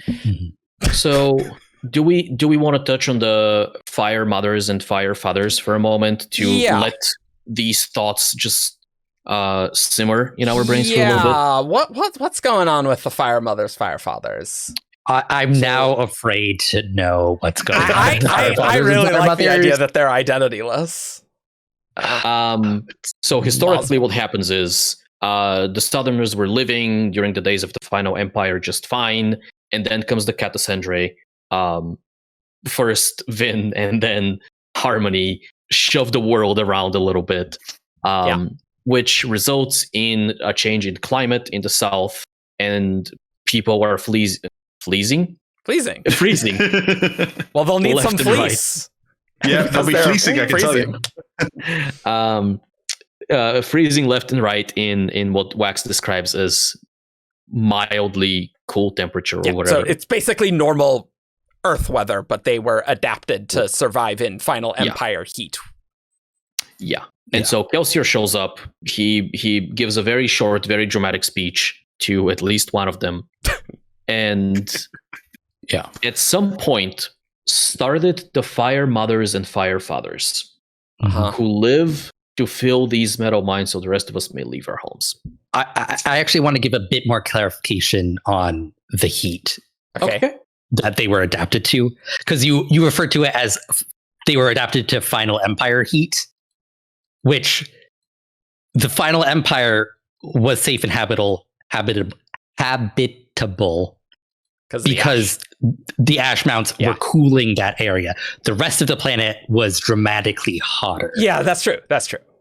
So it's like they were adapted to that. Like they didn't generate as much internal body heat because they didn't need to. It was super hot outside. And so when it cooled to normal Earth temperatures, it's like they're still like generating that lower level of body heat, but humans need it higher than what they're generating, so they're freezing. Right. And so these Firemothers and Firefathers are presumably some people, a number, we don't know how many, who are just sitting in a place, maybe they are heat compounders, maybe they are just sitting by a fire all the time and storing warmth. How could have Kelsier done that? That's a good question. Let's start with a smaller question, maybe. Do we think the Southerners had fire souls, ferrochemical heat manipulators, and then Kelsier showed up and helped? No, right? They couldn't have, because if they did, they could have just started a fire and then. No, but they couldn't have because they didn't know how to create medallions at that time. So the fire souls could have stored heat for themselves, but they couldn't give it out because of identity and the granting problem. Yeah. The tricky thing also is allomancy genes are present in all Scadrians. Yeah. But as far as we know, Furukami was only within the Terrace. Yeah. So when he started the Firemothers and Firefathers, this is kind of going off your idea, Eric. He gave them a bunch of spikes. He gave them brass spikes, fire soul spikes, and potentially also Nicrosil soul bearer spikes. And so now you give these to people. This person sits by a fire, stores metal mines forever. When that person dies, you then take the spikes out and just give them to the next person. And then you've started a line of Firefathers and Firemothers. Firefathers. Yeah. Oh, okay. Sure. Yeah. Right. Makes sense. Yeah. That would make sense. He also gave them the Excisors, though. And that's something different. That's for making the medallions. That's separate. Yeah. That's a different thing from making medallions. Sure. Yeah, that's plausible. How Kelsier found Nicrosil things of wow, he was very busy after the end of Secret History then to get himself a body and figure out how to do all this crap. That's for sure. Kelsier does not strike me as the type to be turned off by hemalurgy's less desirable aspects. Give Well, some noblemen over here. We'll test it real good. Easy peasy. Who are your leaders? He did gain some measure of understanding of how the metallic works during his brief ascension. Yeah. He did. And so That he probably didn't helps. have to like figure a lot of these things out. For some of them, it would have been a matter of like finding the right spikes or finding the right people. Mm. Make the right spikes. It is also notable that during the later years of his life, Spook was writing about the ethics of hemallurgy. Yeah. And one of the ideas he had was, well, if we have an allomancer who is in his last day or in their last days, like they're dying, why shouldn't we take their power with hemallurgy? Yeah. And that could be an idea that came from Kelsier originally, and it may have been used by Kelsier during those first few years of them working together. Oh. Yikes. I would say Kelsier. attitudes towards euthanasia on Scadrial might be a little bit different if there is something to gain out of that euthanasia. Yeah, yikes. That's true. But fortunately, the general populace doesn't know about hemallurgy. Yes. So Yet. yet. Yeah. And it's like it's complicated because like if the individual is like, yes, like spike this out of me, I want it passed on to my descendants, like the ethics of that are like, okay, you want us to kill you by stabbing you with a spike. Yeah, yikes. It's like you're willing, but is it ethical?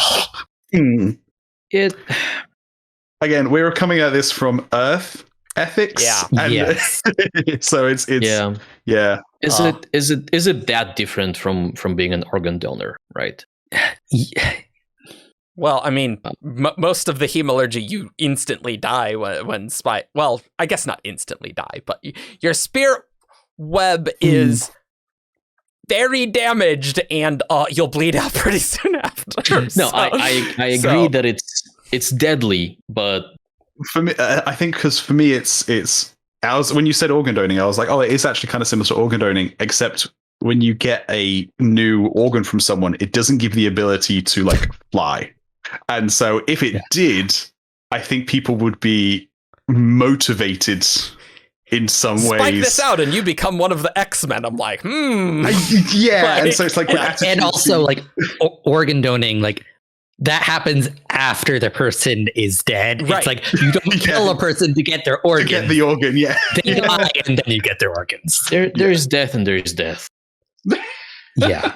Which like makes the whole ethics of like people like who are brain dead that have like organs that could be passed on is like, do you just kill the brain dead person? Yeah. And it's like, That's what I'm referring to. That's Yep. exactly the thing. it's not good. Like it's, I am not a doctor. I don't want to make those decisions. Yeah. If you're an Let's- organ donor and a gold fair chemist, you just tap that health, and then your organ's back. Ta-da! Pop those livers out. Just liver after liver. You'd still have to be a match, though. No excisors to remove all the biological and non-spiritual constraints to that. The Liver anyone can use. Imagine because obviously we have like a black market organ donating in the real world. Organ donating in the real world. Donor. Yeah, and I was like, so imagine that in Scadrial, but then that's kind of what the set is already. So Yeah, that's what they're doing. They're literally the black market That's literally what they're doing. Yeah. organ harvesters. Yeah. Huh. I was, so this is completely off topic, by the way, but I listened to our episode or your episode with Murphy Napier recently, Nice. very recently. And one of the things that, not surprisingly, was brought up was the whole kidnapped women breeding program thing. And having thought about Medallions and Metalminds so soon after that, it made me wonder if the actual, like what's actually happening is less dire than what it is, and maybe the kidnapped women are being used to fill Metalminds, not to breed allomancers. Well, but the thing is, the set said they didn't know how to. Well, they couldn't be unsealed, right? And we know that they had Unsealed. hemorrhagic spikes. They could be using them to fill unkeyed ones, for example, unkeyed health for the top level True, people but to use. Wouldn't they want their higher ups to get the abilities? I don't know. Yeah. You give the gold spikes to your higher up members, and then you give your identity spikes to the lower down members, who then fill gold mines for. So the natural gold people. Okay, yeah, that you've okay, kidnapped. sure, okay. Important thing to note: the women were stolen because they have a very pure line of allomancy. Yeah, it wasn't fair to not me. Furuukami. Yeah, Yeah, true. yeah. True. Yeah. Oh yeah. I was hoping you wouldn't remember that, actually. Ian remembering something, that's never happened. I Yeah, that's a good acknowledge point. that there's. Okay. Hey, yeah, look, that's fine. maybe they just got murdered. I mean, Yeah. I feel like the implication is that they became spikes. Yeah. Which weird thing to be excited about. Well, I mean, I'm not excited about it. That's not great. Well, Hashtag not great, for sure. let's circle back to the episode though. Yeah. So we talked about Unsealed Metalmind creation. We talked about the Excisors a lot. Still don't really know what's going on. We talked about the Nicrosil problem and how it grants the actual ability. I do want to talk about blank connection, though. So let me read the quote about blank connection. Alik is talking about, oh, well, you can't wear the Metal Mind. I have to wear the Metal Mind. And he says, because we're in your lands, the visitor always has to wear the medallion. It's filled with connection, yeah? Blank connection to no place. But connection can't just be connected to nothing. So when you tap it, it reaches out and connects you to the place where you are. Makes your soul think you are raised in this place instead, so your language changes. I love that he immediately contradicts himself by saying, blank connection's not a thing, yeah? And then how are you tapping it, Alec? Well, it's not a thing in, like, it's a thing that can exist in a metal mind, Yeah, I but know. it doesn't exist outside of. Yeah, so that all makes sense, and that's a lot like, Shy's, like, forgery. It's like tricking those connections. Sure, that's fine. How the hell do you store blank connection? That's the thing that I'm like, what? What does that mean? How do you do that? You have to excise someone's Sure, why not? No, I have always assumed that the act of storing connection automatically stores blank connection. That's also been my impression. Oh, Really? okay. Yeah, it's like you store connection. Yeah, connection. Just connection, Yeah. right?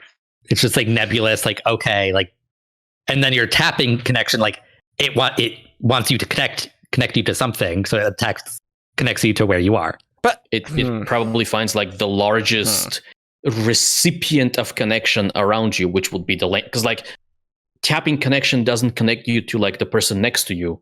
It connects you. This has been what I to was the land thinking. you're in. So what you're doing is you're not actually storing completely blank connection. You're storing your connection to your homeland, which is blanked out. Mhm. Because that's how it knows to connect to your homeland and not the guy sitting next to you and making you best friends or something. I don't know what it would do. I think connection is connection is a rope. And whether that rope ties you to the person next to you or to the ground or to the ephemeral force of gravity, it doesn't matter. A rope is a rope. You're putting a rope in storage. And the thing is, when you are tapping that connection, the rope has to go and connect to something, and you have options. And at the end of the day, it is just Brandon's decision of, well, how does the Cosmere work? And I think what his decision in this is, it's not connects you to the nearest other thing, it connects you to the nearest biggest thing, which is the land. See. Yeah. I think there might be an element of intent here, where it's like you're tapping connection and you're intending to connect to the land. Or it's just like connecting to the land is the default, and it takes skill to figure out how to use that to connect to other things. I guess the thing that gets me is that if you are tapping connection to a land, and if it was an intent thing, wouldn't that just be storing your connection to your land? And so, like, I don't think the default is blank connection. So there's two things. I do not agree with that. I think there is something more to that because, like, if you're storing your senses, you are storing one of your senses. You're storing, and so I think you would be storing one of your connections, and you are connected to a whole variety of things. How you determine what you're storing, there could be a lot of skill there. Like, could you store your literal connection to ruin and preservation, or one or the other? Maybe. I don't know. So I guess I just don't see how you can blank that. That's the part that I don't get. So, Eric. Yeah. We agree on something. Wow. Look at that. Whoa. Hey. I completely agree that you would be, I think the storing is you're storing what you have, your connection to something. And then similar to Tin, how you store either your eyes or your ears, you store a particular connection as well. And your ability you're storing if it's Nicrosil, you know? Yeah. So that is a compelling point. And oddly, the thing that sways me in that direction is actually the thing you didn't mention till the very end, which is that connection is a spiritual attribute. Yeah. And the only other instance, or the only two other instances of a spiritual attribute that we've seen manipulated like that are investiture, in which case you are not just storing general Furukami or general Alamancy. Yeah, you're storing a specific ability, and it is your storing ability. your... So I was going to say you were storing your ability to manipulate weight or whatever. But I now wonder if the connection you are storing is just blank connection. What if the investiture you're storing is not blank investiture, because I don't think that makes any sense. Sure. But blank investiture in the sense that you don't need to blank out your identity. Like, you are storing the generic ability to use ferrochemical weight. So it is a specific type. But like, it still has your identity because it's your generic ability to, like, it's still part of your soul. Yeah. So like, it has that identity charge to it, like encryption around it. But the one thing I was thinking of is that back at the beginning of the episode, when we were talking about investiture in terms of like the thing you store in Furukami, whereas like investiture is this whole big thing and ferrochemical investiture is a narrow wedge. Connection is this whole big thing.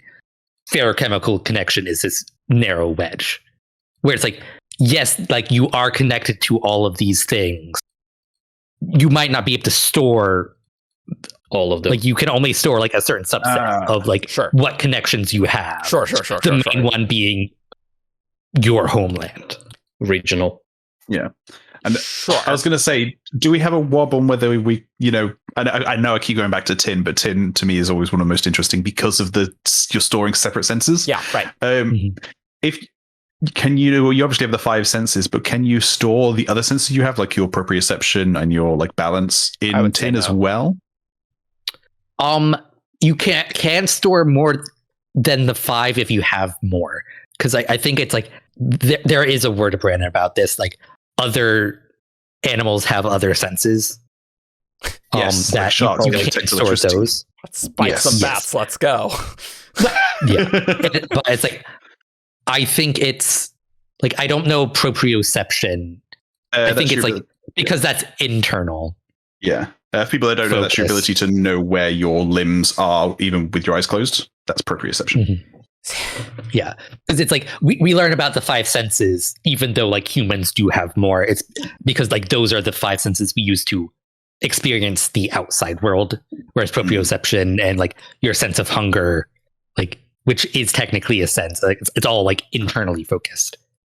So I think so it'd be interesting, like, if you can store internally focused senses or just externally. I guess I suppose there is some room for perception, mumbo jumbo, But at the same time, when you burn 10, you're not exactly like, wow, I'm really hungry, right? Or something, right? Or like, I'm really full. Super aware I of just how hungry feel I am really right now. full right now, which like could be interesting, but maybe. Well, something like that, presumably you like era 3, era 4, you would use an unsealed tin hunger metal mind to like help you lose weight because you are constantly storing your sense of hunger in there.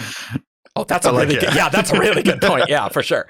But steering back to blank connection, I don't think blank is the default, because if it was the default, why are we mentioning it? That it is a special, like, why are we saying blank connection? So like this makes me feel like it is distinctly different, but it also has to be easy enough that this is the preferred way to do this.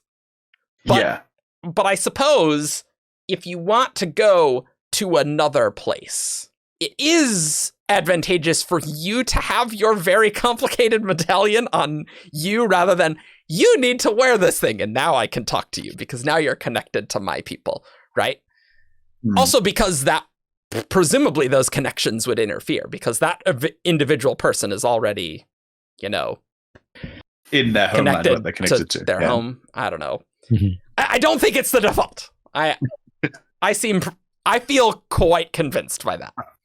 So I've just had a really funny idea that like some Elantrians come over to Southern Scadrial to come visit, and they're like, "Here's this medallion, so you can talk to us." And they're like, "Oh, thanks." They put it on and immediately lose their Elantrianness, and they're like, "Oh no, like, take it off." Well, I mean, you just stop tapping it.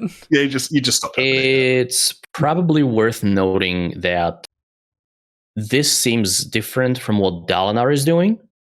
Yeah. Yep. Yes.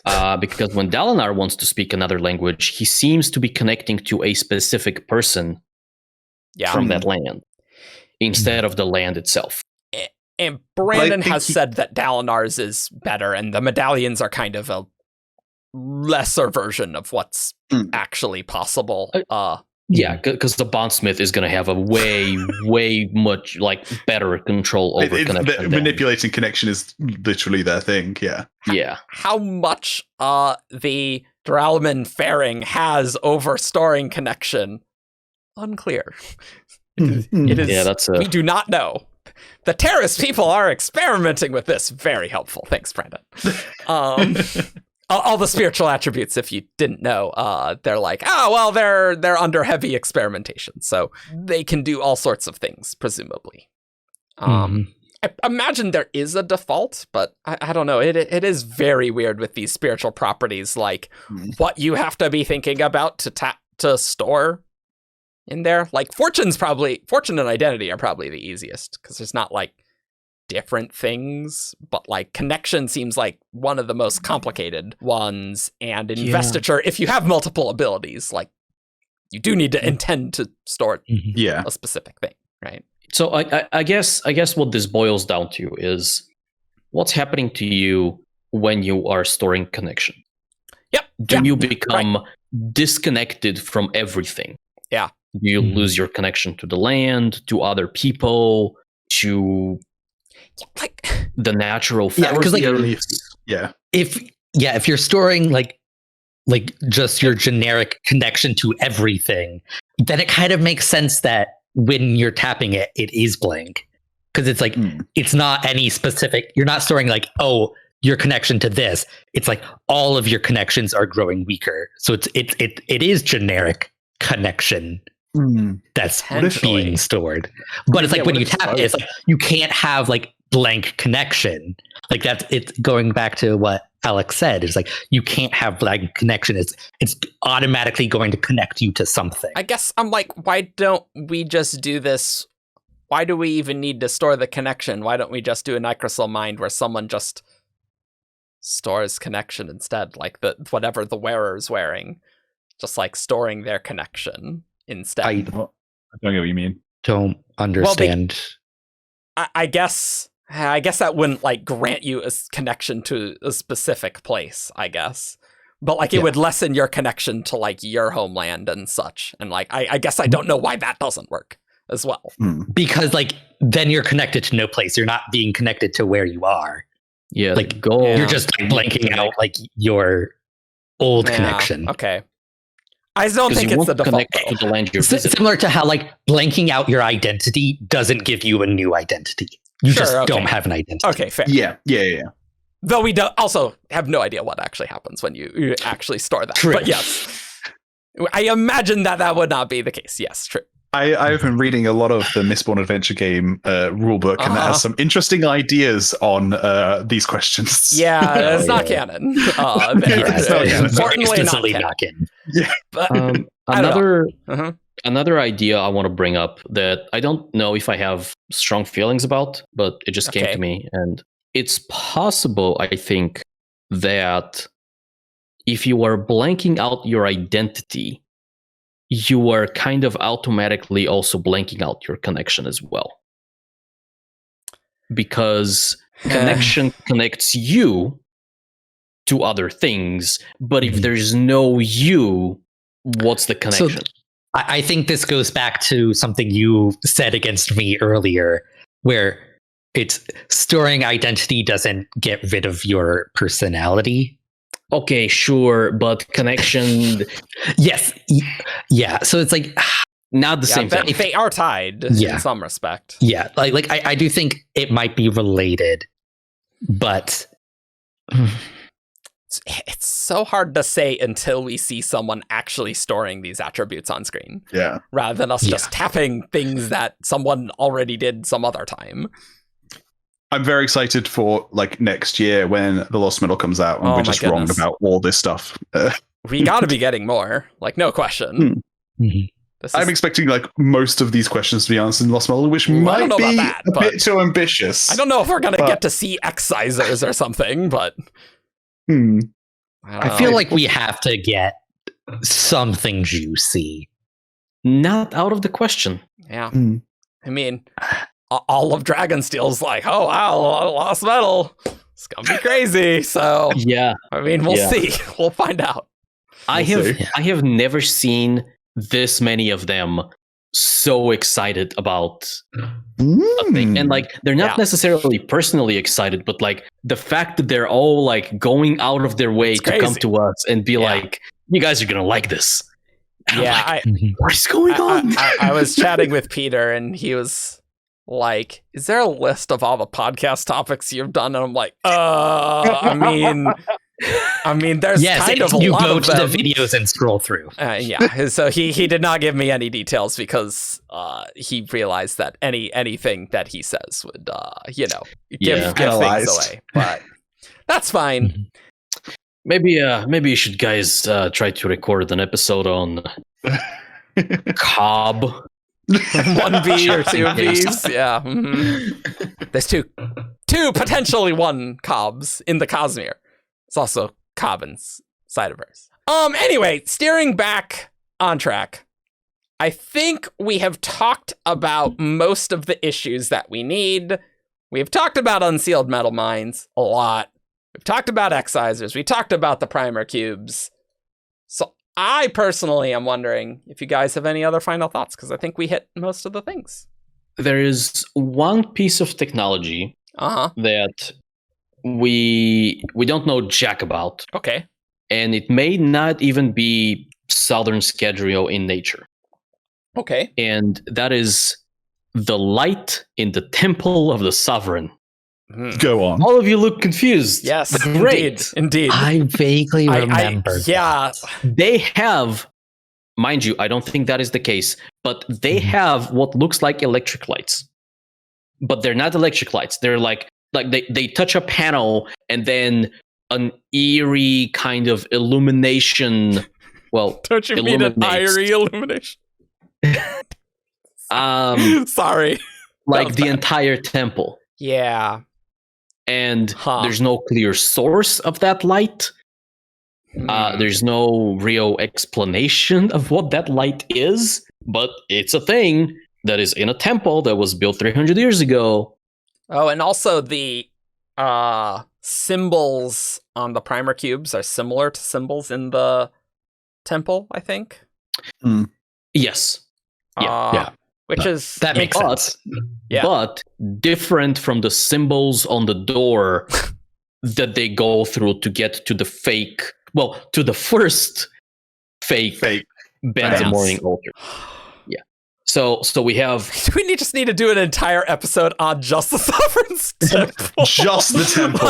We didn't even talk about his priests. Like, well, we're not supposed to. This is not this episode. But yes. What I'm getting out of this is that the primer cube has like Southern Scadrian or Maoish symbols on it. So does the temple, but the temple also has other symbols in there that are not those. Yeah, I don't know what the light could be. I have a pet theory that there are Weiry that have been involved in the construction of the temple. So glad I made the joke then. Yeah. And so we could be looking at like people using like aeons to illuminate the temple. Sure. But we'll touch on that in a different. My final thought is that I think we're all pretty settled that Unkeyed Metalminds, not Fabrials. Oh, yes. Primer cube tech is Fabrials. Oh. Unsealed Metalminds. Are they Fabrials? Are they technology? Are they just an artificial form of initiation? Because, like, if you go back and listen to our last like Fabrial half shards episode, if you haven't, don't go back to watch it. No. You can listen to the Rhythm of War that Fabrial episode. Yeah, those ones are good. That one's good. The half shard the one episode from like 3 years ago. Yeah. I think people were like, wow, this is just them arguing in circles. Yes, because like I do have opinions on what counts as a Fabrial and what counts as a Fabrial and what doesn't. Yes. But it's... Oh, sorry. That was the a more question. I think he was asking. Oh, okay. So a Fabrial is a machine doing the magic. Okay. Versus like something that just gives a person the ability to use the magic. Sure. Yes. Like a hemalurgic spike, it gives somebody the ability to use magic. It's not a Fabrial. Okay, yeah. It's not a Fabrial. And so it's like... But Unsealed Metalminds are in this like weird niche that is the same place as Soulcaster Fabrials. Yes. Where it's like, and it's like these two things are like in this weird middle ground. That's like, true. Because both gates, it's very clear the Fabrial is doing the teleporting. It's not giving somebody the ability to else call. Yep. Sure. Right. But it's the medallions and like the honor blades, I would not consider a Fabrial because they're just giving their bearer the ability to use the metallic, the surge binding. But it's like Soulcaster Fabrials and Unsealed Metalminds, like they're like not clearly in either court. And I'm like, I get you, because we've disagreed on this in the past, I think, Ian, where I've said that I'm convinced the medallions have to be I call it the active component in the magic, because the medallion has to be the thing doing the thing to grant the power, so it's doing magic. So I see where your brain is now. Better. Interesting. Yeah. Cool. God, Soulcaster Fabrials are still just really weird. I don't want to get on a giant tangent about those. And apparently, there's something in Amia that helped make them and like fix them. So it's like, and those things are the Excisors. No, just kidding. Yeah, it's not just Excisors. Yeah, easy. Like that is like the parallel that like sparked that in my mind. It's like I shut my mouth down. I need more information to make a determination and a solid definition of what a Fabrial is. But I agree that the metal stuff is essentially a Fabrial, and I like the idea that there would be different metals. That's kind of like a cage, maybe a few differences, but similar sort of stuff. My final thoughts on all this is I think airships are really cool, and I hope we get lots of them in the future. I mean, you're not wrong. You're not wrong. One of the things I love about the ending of the Bands of Mourning is the one where the Southern captain and her crew are coming to Elendel, and they land on top of a skyscraper. I think it was Tekiel Tower, but like they leave half the ship off with just like lazily spinning a fan as what is essentially a show of force, saying yeah, you might have one of our ships that crashed, and you may be able to figure out the technology, but we have decades, if not centuries of experience piloting these things. I'm so excited to see and learn more about this, and yeah. I still like the idea that excisors are excising identity, and I don't think blank connection's the default. Those are my current stances that I'll probably forget a week from now. But that's my stance right now. How do the rest of us feel about? I am still in the camp of the excisors are essentially excising the spiritual gene that grants the ability. It could be both. Alongside with the actual ability. Yes. I lean towards that, yeah. I mean, there does need to be more than just identity, so yeah. Yeah. I'm going for it's excising something in a way which makes the medallion, the Nicrosil Metalmind connect to whoever's touching it. I guess you're thinking of it similarly to how connection works. It's blank connections, right. Kind of where I got the idea from. Because when you tap connection, the connection you're tapping essentially lashes out and finds something to connect to, and so that is similar. If a person can have a blank connection to the land, which just connects to the land they're in, why could a medallion not have a blank ferrochemical connection to the fairing that's storing in it that you can take advantage of as well? Just to be clear, excisors are plural. There could be multiple different excisors that do multiple things. Yes. I do think one of them, I mean, clearly one of them has to deal with the identity issue. That is relevant. How they are made, what's going on with them, no clue. Well, it's the Dawnshot problem. Except it seems like the Northerners can blank out identity as well, and they like the set, and they don't have access to excisors. Well, sure, but you just need to spike that ability, that ferrochemical ability into them. Presumably. Oh, you think they're doing the same thing but with like different means? Yeah, I think that they're just straight up using hemalurgy. Like that's my read. That one's easy. Yeah, that one's easy. Like we know it could just be storing identity in aluminum. Like that is something that a medallion could grant. Just saying. Oh yeah.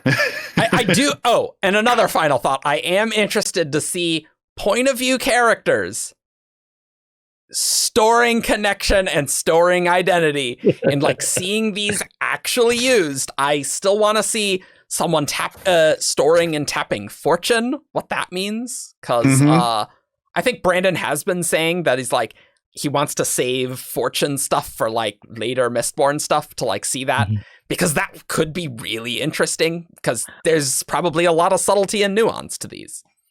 I want to say one of the main POVs of Era 3. That's kind of what I thought is too, a right? Duralumin fairing. I can't remember if it's a Duralumin fairing or a Duralumin nat, but I think it's a fairing.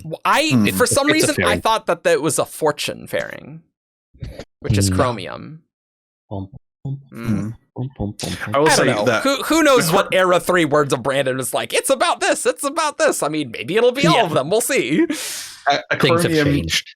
A chromium fairing sounds like a great protagonist for a book. It's you could like for a comedy series, you could have lots of bad luck stuff happening to them when they're storing, and lots of good luck stuff. That's an Era 3 sitcom right there. There you go. Era 3 sitcom is my chromium and me. You know, it is actually a Nicrosil fairing.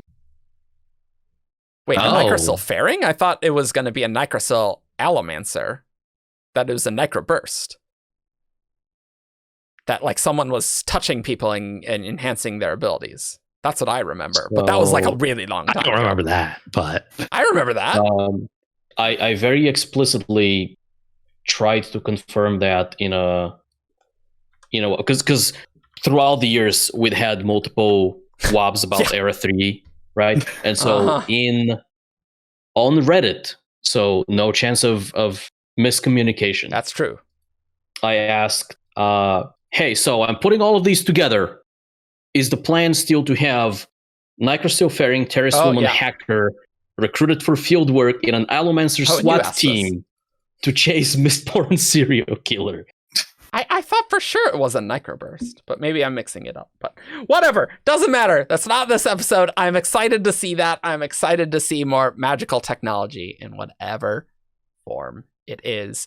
And I hope you enjoyed this very technical episode on Cosmere stuff. Hopefully we describe things, but our arguments and feelings are very strong all the time. So I hope you enjoyed it, and if not, I'm sorry. But you knew what you were getting into when you clicked this episode. What did you think this was going to be about? Every now and then, we just have to go into the weeds and see what's in it. Yeah. Well, I think it's time for Who's That Cosmere Character? This character is from Roshar. Menace, Tien, Tom, Braze, Void in drag on a horse. It's time for Who's That Cosmere Character? Caw. Welcome to Who's That Cosmic Character, the game show where I, Who's That Cosmic Character Man, ask these guys, who's the Cosmic Character sidekicks, some Who's That Cosmic Character questions. Basically, you guys sent in 5 clues to WTCC at 70shard.com, and I know I did. Took a bit. And it took a bit. It took a while for me to say it. I got it there. You send in 5 clues and a character, and I read out the 5 clues. These guys have to guess the character after each clue, and if they get it, then they win. And if they don't, then you win. You there, sitting at home. So, not you though. Not these. Not these guys. So this one was sent in by Blightweaver. Okay. Clue number 1. This is someone this character cared for was killed. God, that doesn't narrow anything down. I feel like. I'm sorry, can you read that again? Because my brain went into how am I going to guess Yelignar the Blightwind? Someone this character cared for was killed. Oh. Presumably, Yelignar might have cared for race. If you still want to get Blightwind, that's not my guess, but I'm gonna go with Dalinar. It is not Dalinar. I refuse to be a sheep and guess a Stormlight character. There's just so much killing there, though. Vivenna. It's not Vivenna. Oh yeah, the hat guy. Parlin, he has a name. I knew it started with a P, but I forgot his name right then. You know, the guy with the silly hat. Great character. Oh, wait. Sereni. It is not Sereni.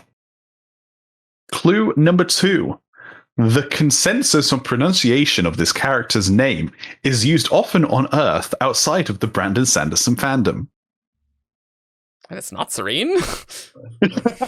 Timber? Say it again? Timber? Slash Timber? It's not Timber. Can you say that again? The consensus pronunciation of this character's name is used often on Earth outside of the Brandon Sanderson fandom. Marsh. It's not Marsh, but I like it. I mean, I don't think there's a pronunciation issue there. You don't know. Yeah, some people might want to call him Mars. I mean, March. Like, marching through. What other characters have... What? It's not Serena. It's not Timber. I'm trying to think of just, like, any other ones that would, like, be used commonly, you know? Like, that's really tough. Race? I don't know. I like where your brain went there. I don't know. It doesn't fit with clue 1. I know it doesn't fit with clue 1, but like it fits with clue 2. I don't want to hear it. Cool. It's not a race. Okay. Clue number 3. This character doesn't get along with the main character. That doesn't help at all. No. Jewel? It is Jules. All right. Yeah. All right. There you go. The pronunciation is just a red herring all along. Yeah. Yeah, well, I was going to say you could call her Jewels if you wanted, but this is why Jules is Vina. Whoa, thanks, Brandon. Clue number Jules was the person from Warbreaker who betrayed Vivenna. And still sleeps with Arsteel, even though he's And still dead. sleeps with Arsteel, yeah. I don't think she ever technically betrays Vivenna because she was never on Vivenna's side to begin with. They technically didn't betrayal Vivenna because, yeah. Clue number 4 was this character is proficient in a certain art or trade that people find distasteful. And clue number 5 was this character has no investiture at all. Oh. I mean, no innate investiture. No innate investiture, yeah. I don't think being a drab zeroes you out. Yeah. But that's a technicality that is not relevant because we didn't get to that point. What is innate investiture? So, character number 2. This one was sent in by Oliver Newcomb. Yes. Important distinction. Important distinction. Clue number 1. This character was severely wounded and survived. The Stormfather. Is not the Stormfather. The sibling. Not the sibling. Ambition. It's not Ambition. Did Ambition survive? I guess, yeah, because For a while. eventually died. Yeah. Clue number 2. This character is a member of a minority. Oh, huh. So they're not Ska. It could be a noble. Do you say singers are a minority? I guess listeners would definitely be a minority. Oh, listeners, definitely. I think singers would still as well, because I think humans are still Way more, yeah. No, it's weird. You get to cities and there's like way more singers per person because they've got like the rich people have like just loads. I don't know if they have that many. I think for somebody to be a member of a minority, they need to be in a place where their ethnic, racial, religious, whatever group is a minority. Because like listeners and humans are pretty segregated. Like they're the listeners are fewer on the planet. I think a better example would be like an Azish person who's ethnically Azish is in the majority in their country. Yeah, sure. Yeah. Right. I have an out there guess. Okay. Go for it. Sack the AVR. Ooh, I like where your brain went. It is not Sack the AVR. Because I'm pretty sure Sack is described as having been injured. And it's like Sack is the only like bird of his species that is an AVR. Yeah. In the Isles. Galadon. It's not Galadon. Both of these are good guesses, and I wish I had even a normal guess. I mean, just guess any of the other minor characters who aren't Aurelish. I mean, what does it mean to survive? I don't know. Let's phone up Kelsier and ask him. Like, how long do you need to survive to be considered a survivor? Yeah, because like I wouldn't call Ambition a survivor. Like you wouldn't say she survived. I mean, she survived that very specific encounter, but like that's like saying, "Oh, I shot someone and they bled out a week later and they trudged everywhere." Like, I don't know. I wouldn't say they survived the initial. I mean, they didn't survive overall. I think if you die from the wound, then you didn't survive the wound, right? I would agree with that. Yeah. Yes. Regardless of how long it takes. But if someone offs you, mean to survive? Hobber. Ooh. It is not Hobber. Clue number 3. This character died violently. Wait, so they survived a wound. I'll confirm that they were severely wounded, survived, and then died violently at a different point in time. Unrelated thing. At a different point in time. Okay. Taleb? I don't know. It's not Taleb. Tanavast. It's not Tanavast. It's like, oh, that minority. Like, I mean, after Ashen exploded. I mean, he was Yolish, on Roshar. Yeah. Very few Yolish things on Roshar. Sure, I guess. Were any of the sleepless swarms injured, but then died later? They'd be a minority, probably. Probably. Oh. Oh god. Gorodel? It's not Gorodel. I don't think any ska can be part of a minority. I Like in the context of Final Empire Scadrial, I don't think ska are a minority. yeah, but I am very low on guesses. Okay. Clue number 4. This character is a thief. Okay, so they died violently, but they survived an earlier encounter that wounded Gox? them. It's not Gorks. He didn't die violently. I mean, Still he kind alive. of died. okay, fair point. Fair point. What does it mean to be a thief? Like, the thing is, thief is like, oh, you're thinking Final Empire Scadrial, right? Yeah. And Shallan didn't die horribly, violently. I have a guess, and I'm trying to fit all the clues to it. Palm? It's not Palm. Ooh, that's nice. Except for the part that she's not a thief. I mean, She I'm stole assuming stuff. she stole something at some point. She I don't stole know if that Wax's was my heart. second guess for this clue. I don't know. I've lost track. Let me get through the. I'll do all the clues after. Yes, please. Before the Yeah. 5th one. It's that thief one that keeps ruining everything. Yeah, no. Yeah, it's the one that doesn't really fit with the guess that I want to go. Yeah, It's like I I'm keep not- wanting to Stop go me. very metaphorical when it comes to thief. You know what? It doesn't work. I'm gonna guess Baxel. He's a thief. He's an It's Amuli not. thief. Yeah, it doesn't work. It's not He Maxwell. didn't No. die. Nor Clue. got wounded. I don't know. I'll do. Yeah, I'll do all the clues before the 5th one. So, severely wounded, then survived. Is a member of a minority. Died violently. Is a thief. Clue number 5 is they're an allomancer. Oh. Well, that doesn't exactly work with the Zeth I was gonna guess. Ian's got that face on he gets just before he gets it. It's so I don't think it's this guy because it's like thief. You have to be very metaphorical. I'm gonna guess it. Penrod. He stole the throne. No, it's not Penrod. Yeah, I was trying to fit Penrod as well. Mhm. just Kelsier. It's not Kelsier. I mean, half-breeds are probably a minority. He did die I would say so. violently. He does fit all the clues, so Yeah, you know, yeah. but it's not Kelsier. Okay. Like, it could be Era 2, right?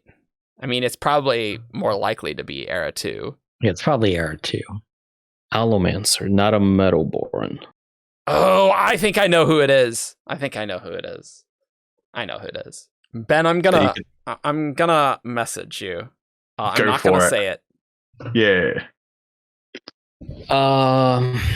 Name. God, what was his name? Eric has it. I would like nice. to guess. Nice. All right, okay. That is- The Colossus-blooded thug that Wax fights a few times during Alloy of Law. I'll give you that just because it's you know that's his name is Tarson. Tarson. Yes, Tarson. That's the one I messaged Ben. Yeah, nice. Yeah, Nice. It's Tarson, the Miles 100 Lives second in command Yeah. during Alloy of Law. He gets shot at the wedding and then survives and then dies. I think honestly, Wax his kills head- him. he does something violently with a gun, I'm assuming. Mhm. He did So, not yeah. survive the book, that's for sure.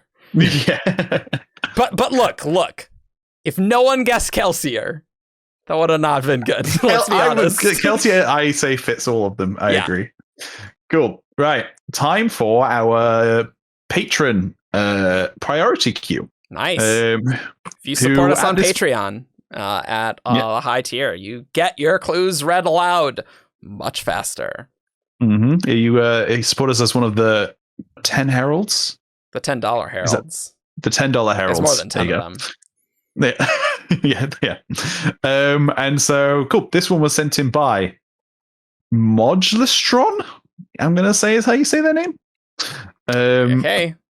Whoever you are, go yell I at would look in the spreadsheet Overlord that has Jebus. those to help, but then I would know what the clues are, so I'm not going to do that. Clue number 1. This character is a capable fighter. Kelsier. It's not Kelsia. I don't know. Serini. It's not Serini. Dent. It's not Denth. Clue number 2. This character is very driven. I'm going to guess Shyzon, which is the personality Shy, was one of the essence marks that Shy has. It is not Shyzon, one of the essence marks that Shy has. Ian, have you been reading Emperor's Soul recently? Not recently. I mean, I include Shy in my Shyzon. It's not Shy. Okay. I'm gonna go with Race. He's pretty capable of fighting, and But it's not Race, unfortunately. fought a lot of shards. And did kill. Jalinar. And it is not Dalinar. Clue number 3. This character has a high standing in their society. Ooh, that narrows it down to all the nobility in the books that we've seen, which is a lot of them. Every light eyes. I don't know, Wax. Not Wax. Yeah. Capable fighter, driven, high status. Adolin. It's not Adolin. Yeah. I got colons for days. That's true. That's true. It's true. Is it caves? Yeah. Oh, no, he died. I'm going to keep with my Emperor's Soul and guess Zoo. It's not Zoo. But you're going to guess high another society? one. I mean, he works for the top officials. Yeah, but the people in charge. I don't know. I don't know if that fits. High society. It's not Zoo. Clue number 4. Wait, This hold up. Oh. Which zoo are you guessing? I was guessing the one I said, keeping with did say Emperor's Soul. Yeah, Zoo. Yeah. Presuming the zoo that's in Emperor's Soul, not the zoo that's in the Mythos 4. Radiance in Yeah. yeah. Watch a Clue piece of number the 4. Radiant. That'd be hilarious. Is it Cobb? Cobb or Cobb? This character is from Roshar. Okay, all right. Ian? Do it? I'm not. Yeah. I don't think I we've don't think said it fits. him. Yasna. Rock? It is not Yasna or Rock. And then Ian, Eric, did you say something? No, I didn't say anything. I just said that Zoo doesn't work, I think. But it is No. very tempting. Why wouldn't she work? Is she high society? And She's a Knight Radiant. It's a demanding job, you know. what does it mean to be high society? I don't know. I think they're pretty globally respected. Well, you know what? You could have guessed that, Argent. I'm not gonna do that. God, where's my map? I need to look at Rira and let's go through this. I don't think that works at all. I had a really dumb idea of choosing the first swarm. It's high society is the leader of the sleepless. What's the phrasing of the Roshar one? This character is from Roshar. Okay. It's nebulous. Were they born on Roshar? Yeah. Because at this point, I would say the heralds are from Roshar, even though they weren't born there. Ooh, I don't know about that. No. Ash is the only one that's she's up in the air. So Yeah. I would not say they were from Roshar. Well, she would have to be up in the air because she's falling. just in order to fall from the sky. Yeah. Oh man. Being from a place means many things. Yeah. I don't even know what to answer Necessarily, when people ask me where I'm from. I don't know. Take your pick. What am I connected to? I have no idea. Gets even hairier with me. Yeah, right, exactly. Just going on speed dating, and they're like, "Where are you from?" I'm like, you are not. We are on a speed. That's the third day conversation. That is. You know, it's great. I'm gonna guess the first swarm. I don't care. I don't have anything not else. the first I know. swarm. I don't have anyone else. Right. Clue number 5. I'm wondering if this will give it away. This character's title was changed against their will. Huh. L? Oh no!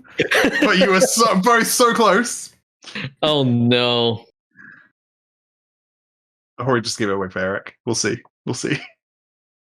Oh. Now I'm just thinking oh. Moash, but like Moash isn't like high society, is he? Is he? I don't know. Well, I mean, he can talk with the all the fused. Let's go with Moash / Vire. Let's go. Okay. It's not Moash. I think I know. Do you want to, Ian? So Mod. This does not count as a win for me if I get this count right. as a win. Absolutely, okay. Modstron, you won. Congratulations, Ian. Yes. Is it Lesian? It is Lesian, the I would defeated not one. consider yeah, Lesian okay. high society. He's too much of a weirdo. He's at high in their society because he's a fused. Yep. They are the highest in the Singer society. Yeah, I think that Like works. among fused, I don't think Among he's high fused, He he's society. not very literally high. was But, the like- battle commander in Urithiru. Like, he holds a lot of authority. No question. Yeah. I think all the fused think he's a weirdo. Yes, I agree. Well, sure, but you can be a high society and also be a weirdo. Those are not mutually exclusive. It's true. Nice. Awesome. Good job, Modulastron. Awesome. Well, you can find us at 17shard.com for all your news discussions about medallions and whatever else and fun that you could ever want. You can find us on Facebook, Twitter, SoundCloud. You can subscribe on YouTube. You can leave us a review on iTunes. And if you want to support us, you can support us on Patreon for more of this, I guess. Yeah, I don't know what's going to be the next episode. So put in the comments if you think if you store connection, it's automatically blank connection. Just Yes or no? straight up tell us what you think about the medallions and Yeah. how they work. Mhm. What's Yeah, your theory? Leave a comment. It helps the algorithm for more people to find this excellent show. I was going to say, It for also- this topic, I'm legitimately interested in other people's theories on Yeah. how medallions work, what Yeah. sizes are. Yeah, seriously, because we don't really know what the hell's going on. Like, no one Yeah. does. So, anyway, see you all next time for something else. We're going to be doing more Era 2 podcasts as we're moving along. Bye. Bye. Cheers. Caw.